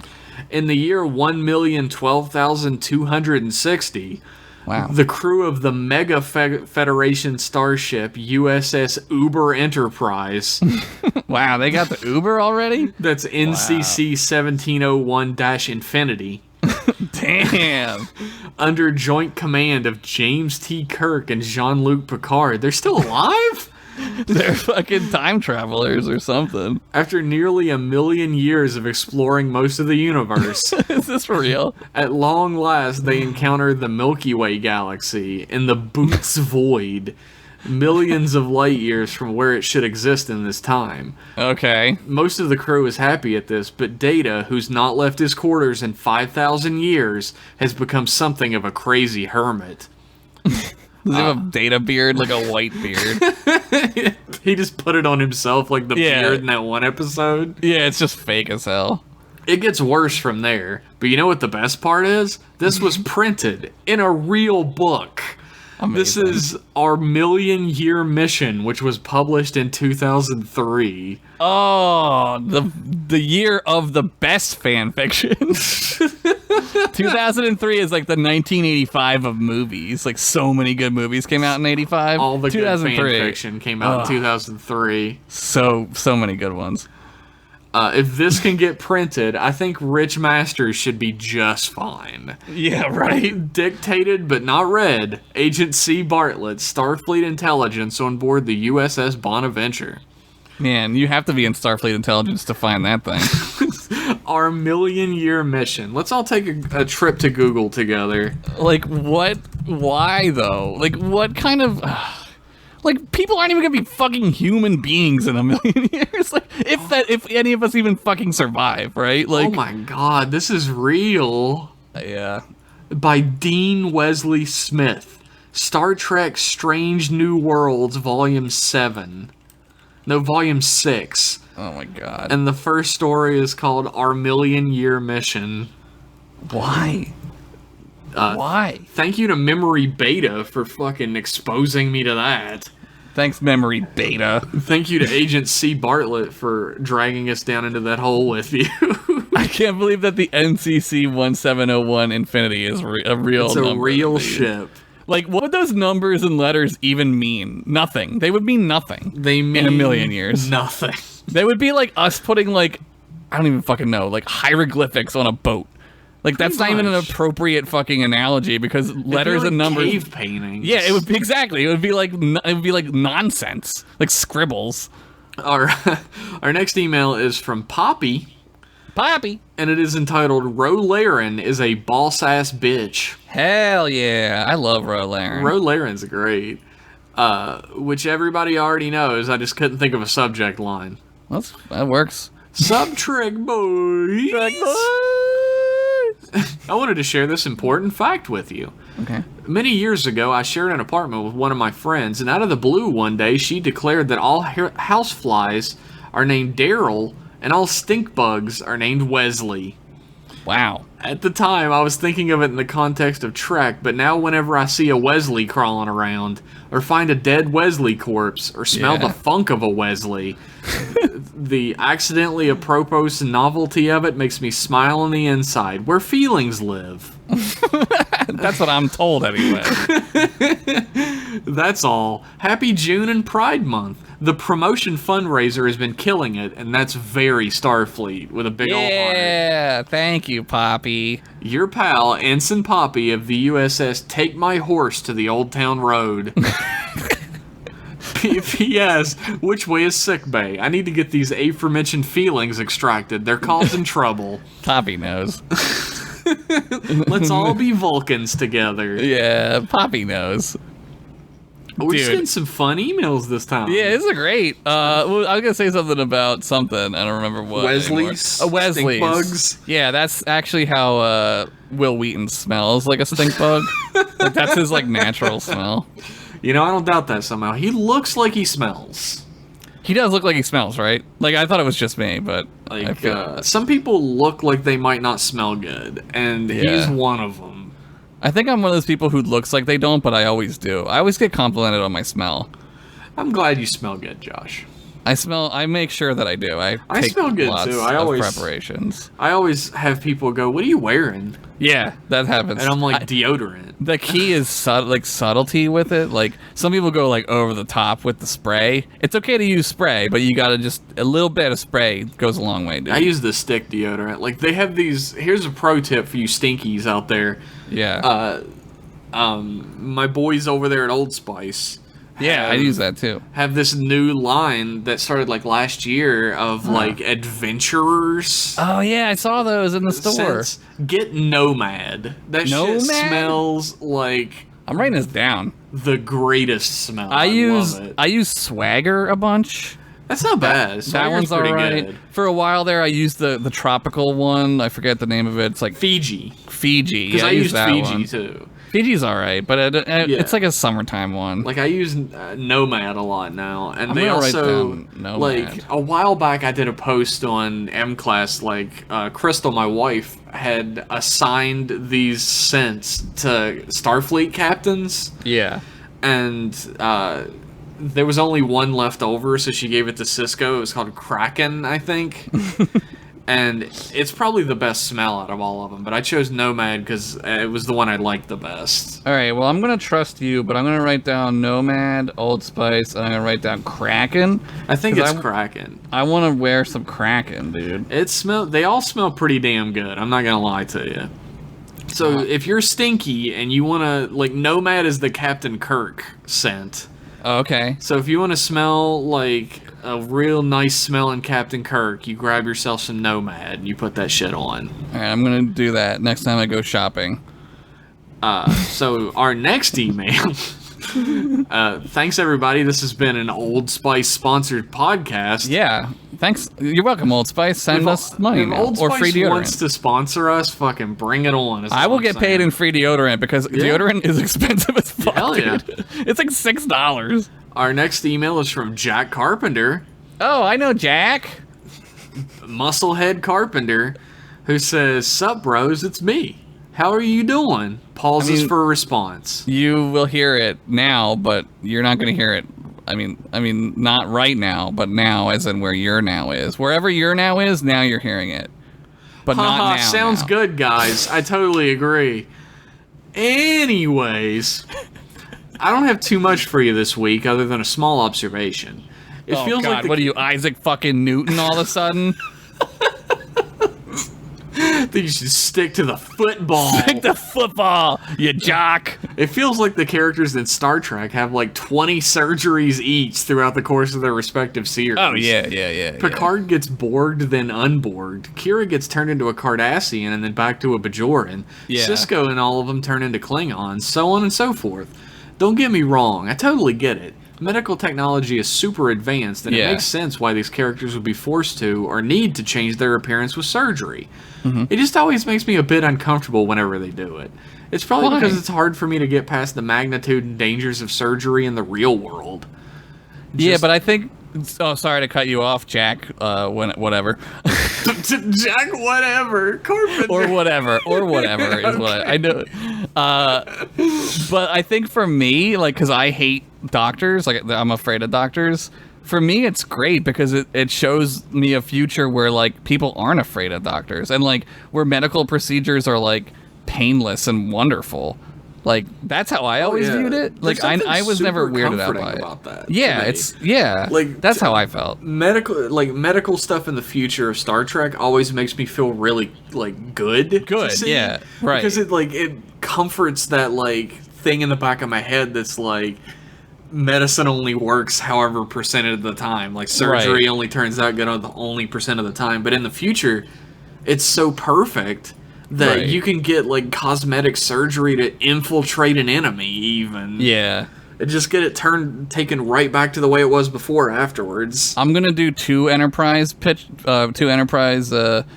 shout outs this episode. Go for it. They kind of explain, like, the need for the surgery in Enterprise when they start, like, going down to planets that aren't warp capable. They kind of, like, invent, like, this technique this hands-on technique, right? And, like, in the future, like, you would want it to be permanent or semi-permanent because, like, you wouldn't want your fake ears falling off, right? Oh yeah, you would want to have a surgery that makes you as completely indistinguishable from the natives as possible. Yeah. So, like, you would want there to be surgery and not just, like, shitty makeup. Exactly. That's from a Star Trek point of view. Oh yeah, exactly. Like, you want to be able to be scanned and not be picked up Right. as being a filthy humie. Right, and then you get to have sex with that lady, and then who's a nurse. Well, I don't know if "get to" is the correct way to put it. She pretty much like forces him. Blackmail. Yeah, she straight up blackmails him. And he's like, ugh, fine. Fine. Let me take my pill. Here's my human dick. Hope it's not too revolting to you. Here's my human dick. Hope you know what the hell to do with it. So I lay my eggs and then you fertilize them like in Futurama. Okay, this is turning out better than I thought it was going to. Cool. And he's like, what? And he runs away. Jack continues. Anyway, Jeff, congrats on the move. Now you and Josh can argue with each other about which city in Pennsylvania is better, but you'll both be wrong because the correct answer is Altoona. Oh my god. I don't even think Altoona is a city. Nah, but seriously, congrats, man. One of my best buds lives in Pittsburgh, so I'm there every now and again. You're gonna love it. Oh, and Josh, I'll be passing through Philly in July, so be ready for a drive-by high five in like a month. All right. That sounds like I'm used to drive-bys, but not high fives, so that'll be fine.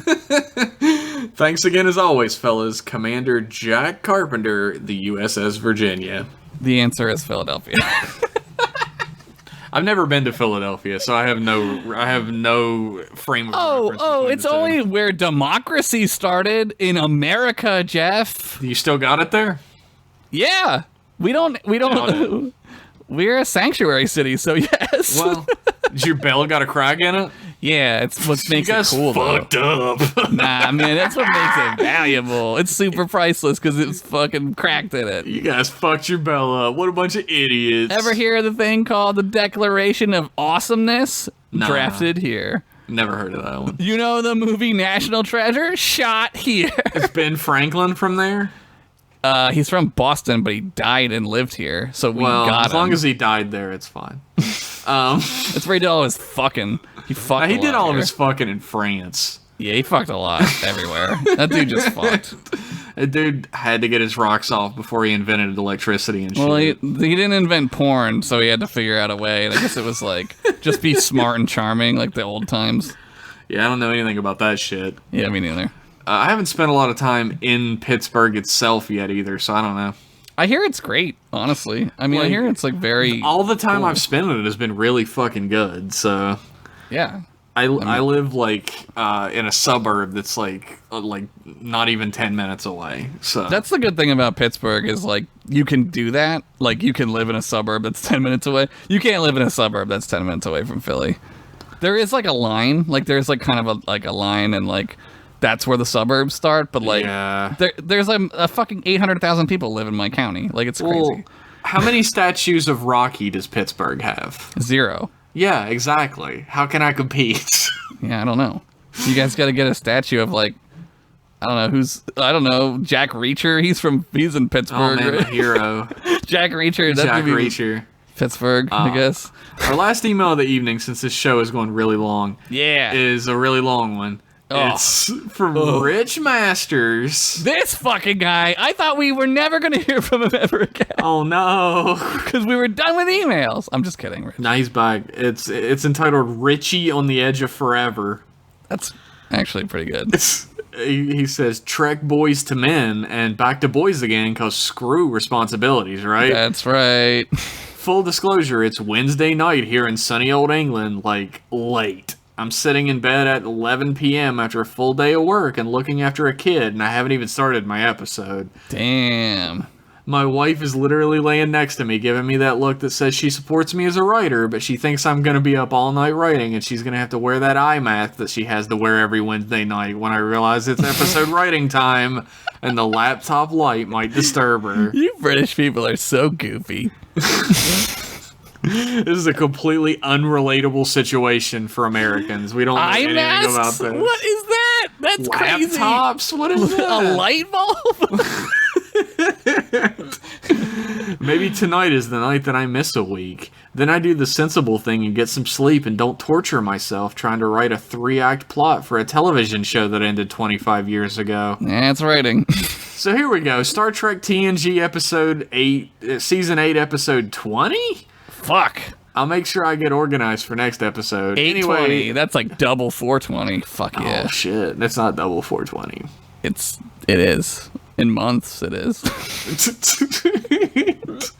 Anyway, it's like nearly a whole season's worth. How cool / terrifying is that? Awesome, not the second one at all. Captain Jean-Luc Picard, Counselor Deanna Troi, and Commander William T. Riker. There you go, Jeff. Formal enough for you? We're having a discussion in the captain's ready room about Data. He got me there. Called out, man. I called Episode him out first. over. Fucking burn the tapes. Yeah, you don't burn the guy reading it. I could just stop reading and then no one would ever know. You could just turn it into an episode of Star Trek Infinity or whatever the fuck we just had to hear about. Yeah. Cyber Riker is in mid-rant, claiming it's unacceptable that Starfleet Command have turned down Picard's request yet again. For what? Deanna asks if they have any sort of reason for the refusal, leaving the captain to admit that Starfleet cited numerous instances where his second officer has been coerced or taken over by some external force. Oh, God. Will is quick to point out that all three of them have been controlled, abused, abducted, or even impregnated. That's the true. real issue is that Data's an android, and Starfleet has never been comfortable with that. They're not comfortable with the phone in his stomach. The old-timey phone. They're like, why does he have a phone in his... That doesn't make... Why does he have a Victorian-era phone in his chest? What the fuck is this? Why? People He keep just likes asking it. when I'm going to sit in the big chair, Will argues, but Data could have filled any of those positions admirably. The least we can do is make him a commander. That's the request.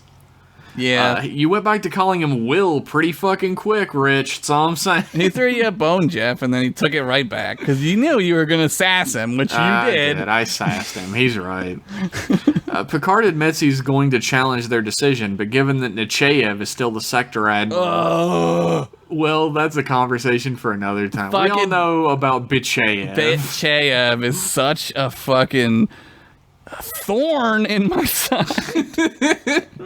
Random ensign, let's call him Ensign Steve Ricketts, announces they have a distress call. Title, Artificial Reasoning.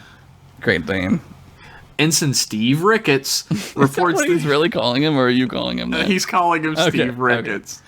Ensign Steve Ricketts reports that he's getting an audio-only distress call from a planet on the edge of the Beta Z front, where a reclusive species called the Brunella are now requesting aid. On the view screen, static hisses as the leader of the Brunella describe how after centuries of war on their planet, their world has barely survived an attack from the Dominion. The hostile forces have just stripped the planet of all usable resources, leaving the Brunella on the brink of extinction. Yeah, they're like locusts, guys. On a shuttle returning from an aid mission in the Obram sector, Lieutenant Hawk, he's still here. Man, it can't be long until first never contact die. now, Hawk. Don't He's get never too gonna die. comfortable. Data and Bevy Bev Crusher receive orders from Picard to make advanced contact with the Brunella. I feel like I'm getting messed with now. I don't know, man. I think you opened up a can of worms here. Picard orders, Jean-Luc orders them to help in any way possible, and that the Enterprise will arrive in 7 days with a full relief contingent. Shit. Upon arriving in Brunella space, Data attempts to beam the three of them down, but his transporter pattern is blocked by a strange planetary shield. Data sends Hawk and Crushbot 3000 down to the planet? What? Now he's fucking with you. Then, I guess it's Dr. Crusher. Yeah, it's the doctor. Then begins the preparations to land the shuttle at the capital. Well, they're friends, so he can call her whatever. They're pals. Beverlicious and Hawk arrive in the city in I like disarray Beverlicious. and are immediately taken into custody. The head of Brunellan security, Vectus, or Vecky Wecky, as I like to call it, Yeah. asks them why they attempted to transport a weapon down to their planet when they needed aid. Big Bev tells them they're wrong, that it's only their commanding officer. When Vectus hears this, he orders them to be arrested. What? God, I knew. Fuck. Data tries to find out if the away team arrived safely, but his communications are blocked. He pilots the shuttle through the planetary shield, but a surface-to-air torpedo knocks the engines out, and Data is forced to salvage whatever equipment he can from the shuttle before beaming to the surface. Oh man, this is gonna be a sweet Data does some outside the box shit. I love it. I love Data-centric episodes. He's an Iceman, clearly. In a holding cell, Hawk belligerently denies to tell Vectis anything about Data, but the Heart Crusher is honest. They're on a mercy mission. Vectis is less than convinced. It seems too coincidental that an artificial life form would choose their lowest point to invade their planet.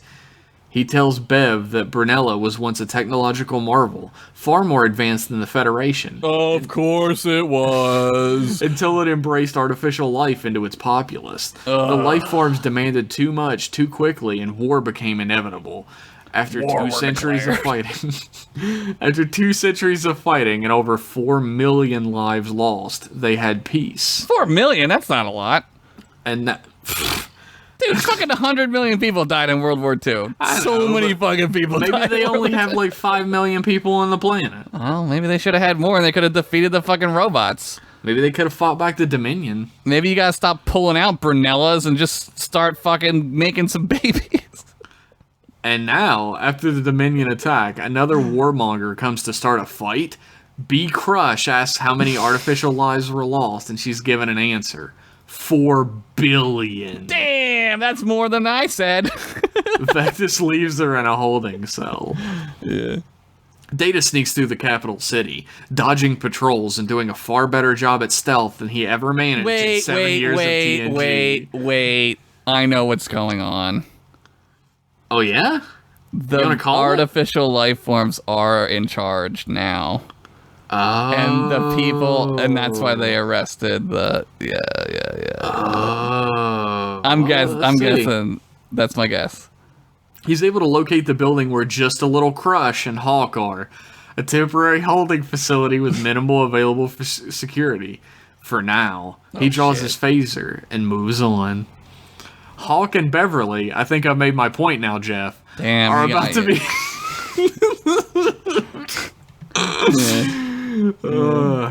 He did. It's only the women he calls like this, though.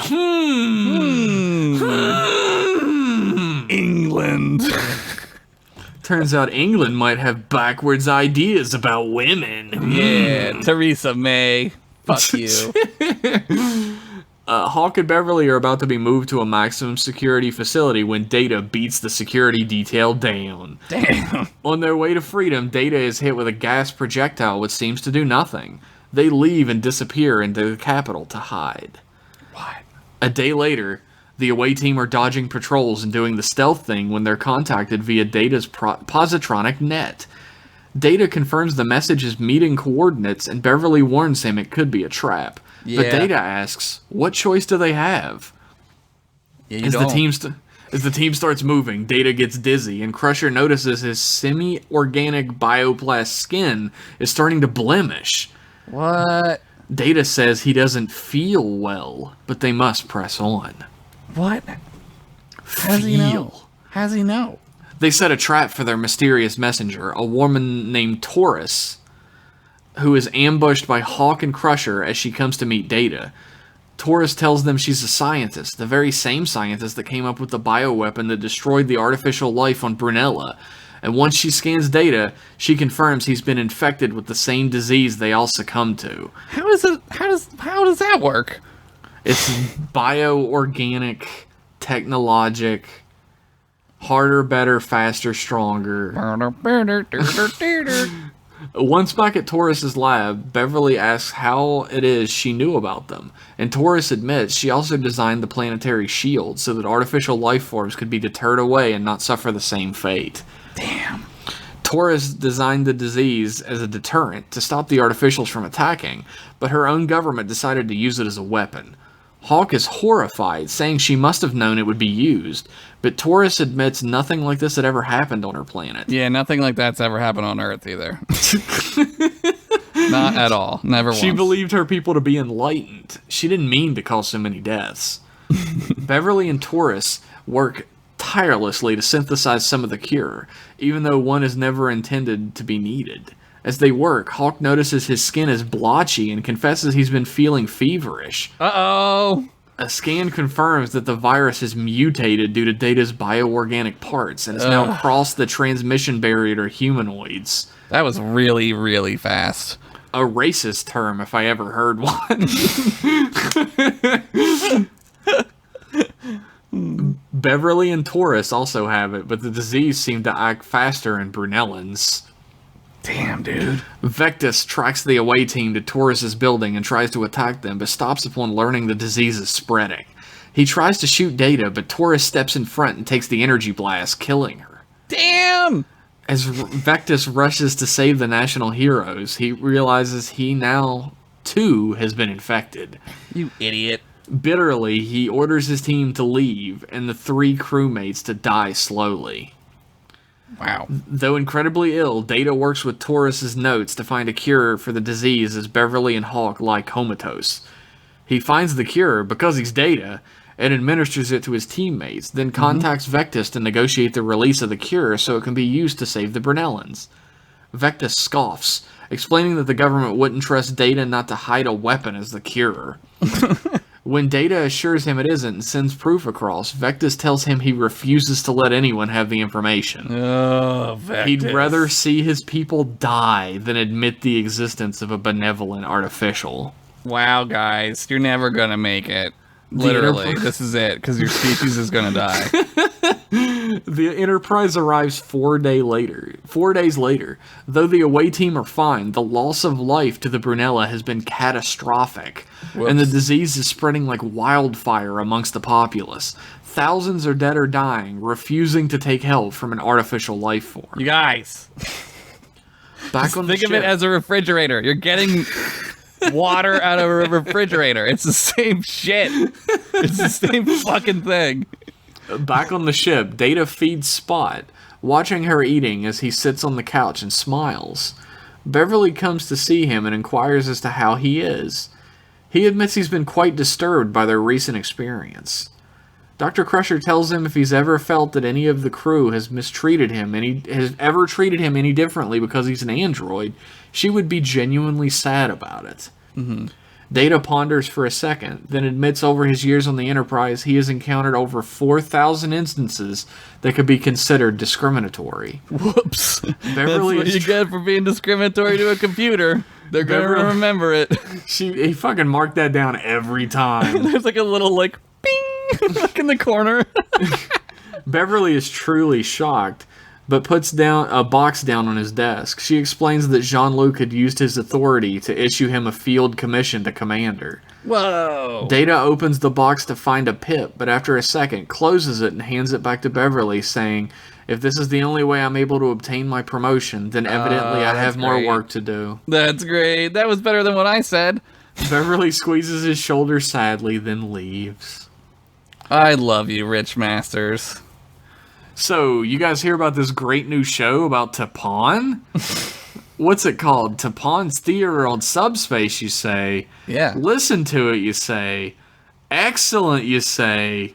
I Written said- and performed by Patreon supporters, you say. I said all these things. And so on and so on. Love my Trek boys. Big hugs and all that. Maybe a reach around if you're lucky. Well. Yours, Rich. If you're down there. Head of laundry on the Breen ship. Blarg, blarg, blarg. Laundry. They wear the same shit all the time. I can't tell you what they look like under those refrigerated suits, but they smell like sweaty locker room. Man, I really want to know. Like, that's one of those things, like, I love. Like, that they don't ever show them. I want to see them. Yeah, I want to know what they'd look like, but I feel like that Yeah. would ruin the I mystique. know, because you can either go one of two ways, right? You could either make them, like, very human-like, right? Which would be, like, weird. Or you make them just totally fucking weird looking. Oh, yeah. I'm going to pitch this, of course, because it's a data-centric episode and it's a great moral. Yeah, and I was totally wrong, and it was way better than the thing I said, which was way too Twilight Zone-y. I know that now. I will say, there have been a decent number of Rich Masters episodes. I hate to nitpick a Rich Masters original.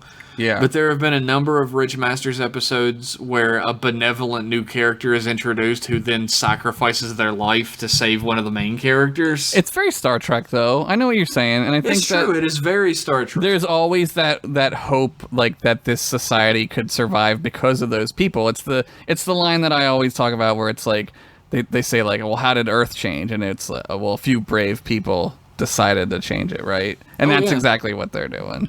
I still super pitched the episode. I'm just bitter that he fucking dunked on me so hard. That's the what whole this is episode. really about. Yeah, no, this is. I can tell that that's what this is about.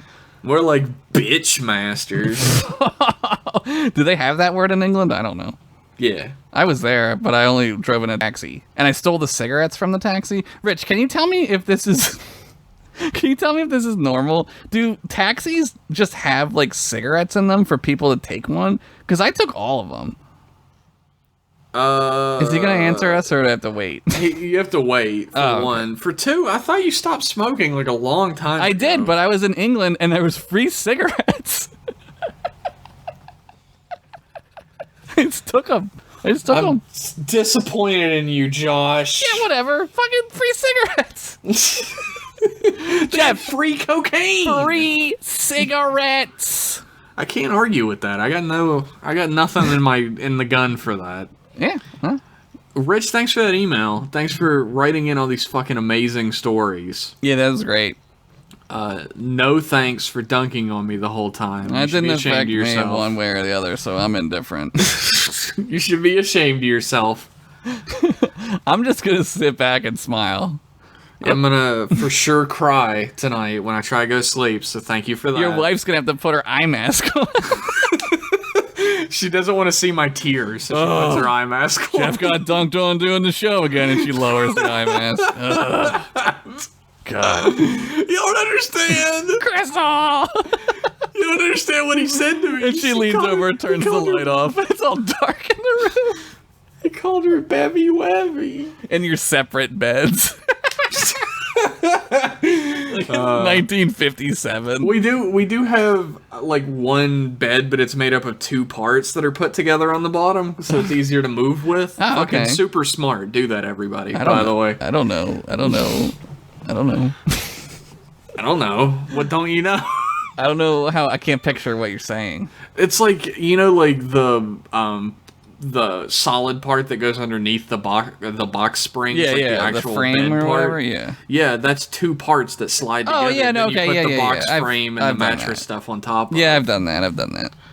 It's super easy to move. It's awesome. Yeah, moving sucks though, like for reals. Yeah, Like, I'm it's doing it right awful. now. It sucks a dick, trust me. Dude, it's so shitty. I once Like, helped a we're friend move, and when I showed up, she like didn't have stuff in boxes, and I was like, "What the fuck?" So we're like starting at the beginning. I was like, "This is ridiculous." I was like, "I'm not gonna say her name," and she was somebody that I worked with. She I don't wanna listening call to her this? out. Probably not. So that's. But I was annoyed. I was like, "You gotta be fucking kidding me, dude!" Like, I'm moving. I have to be moved at the beginning of June, so we're like packing shit up now, and it sucks a dick. what playlist are you gonna listen to on the way to your new home? Podcasts? Are you gonna listen to this one? No, I'm on it. Oh. I know. I already know what happens in this podcast. Yeah, I don't listen to I it was either. on it. I don't even listen to it when I edit it.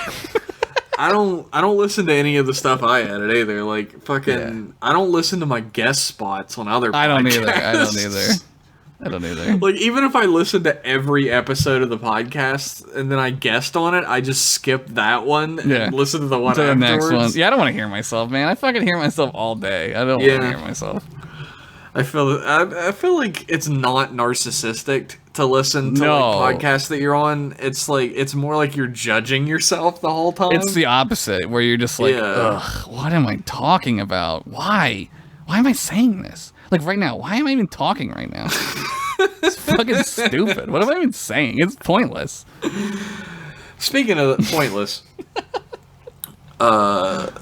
next week we're going to be talking about Deep Space Nine episode The Search, first appearance of the Defiant. Yes.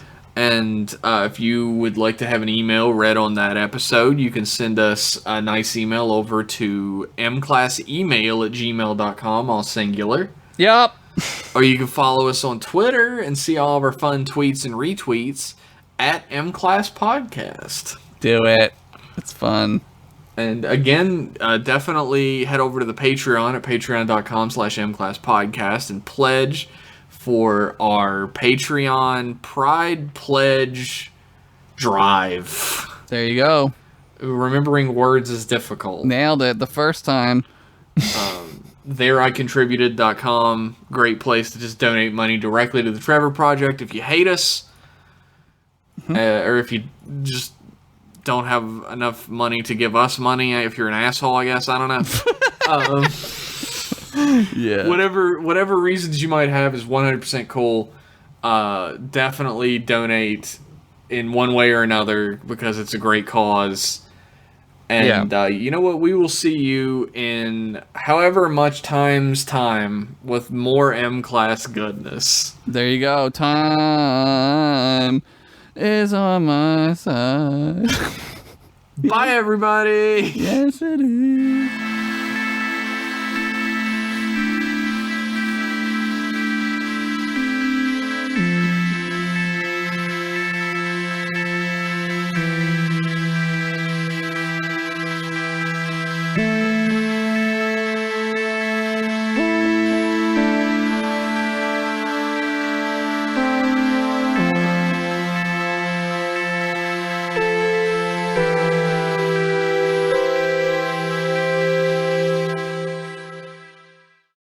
I'm mentally ill.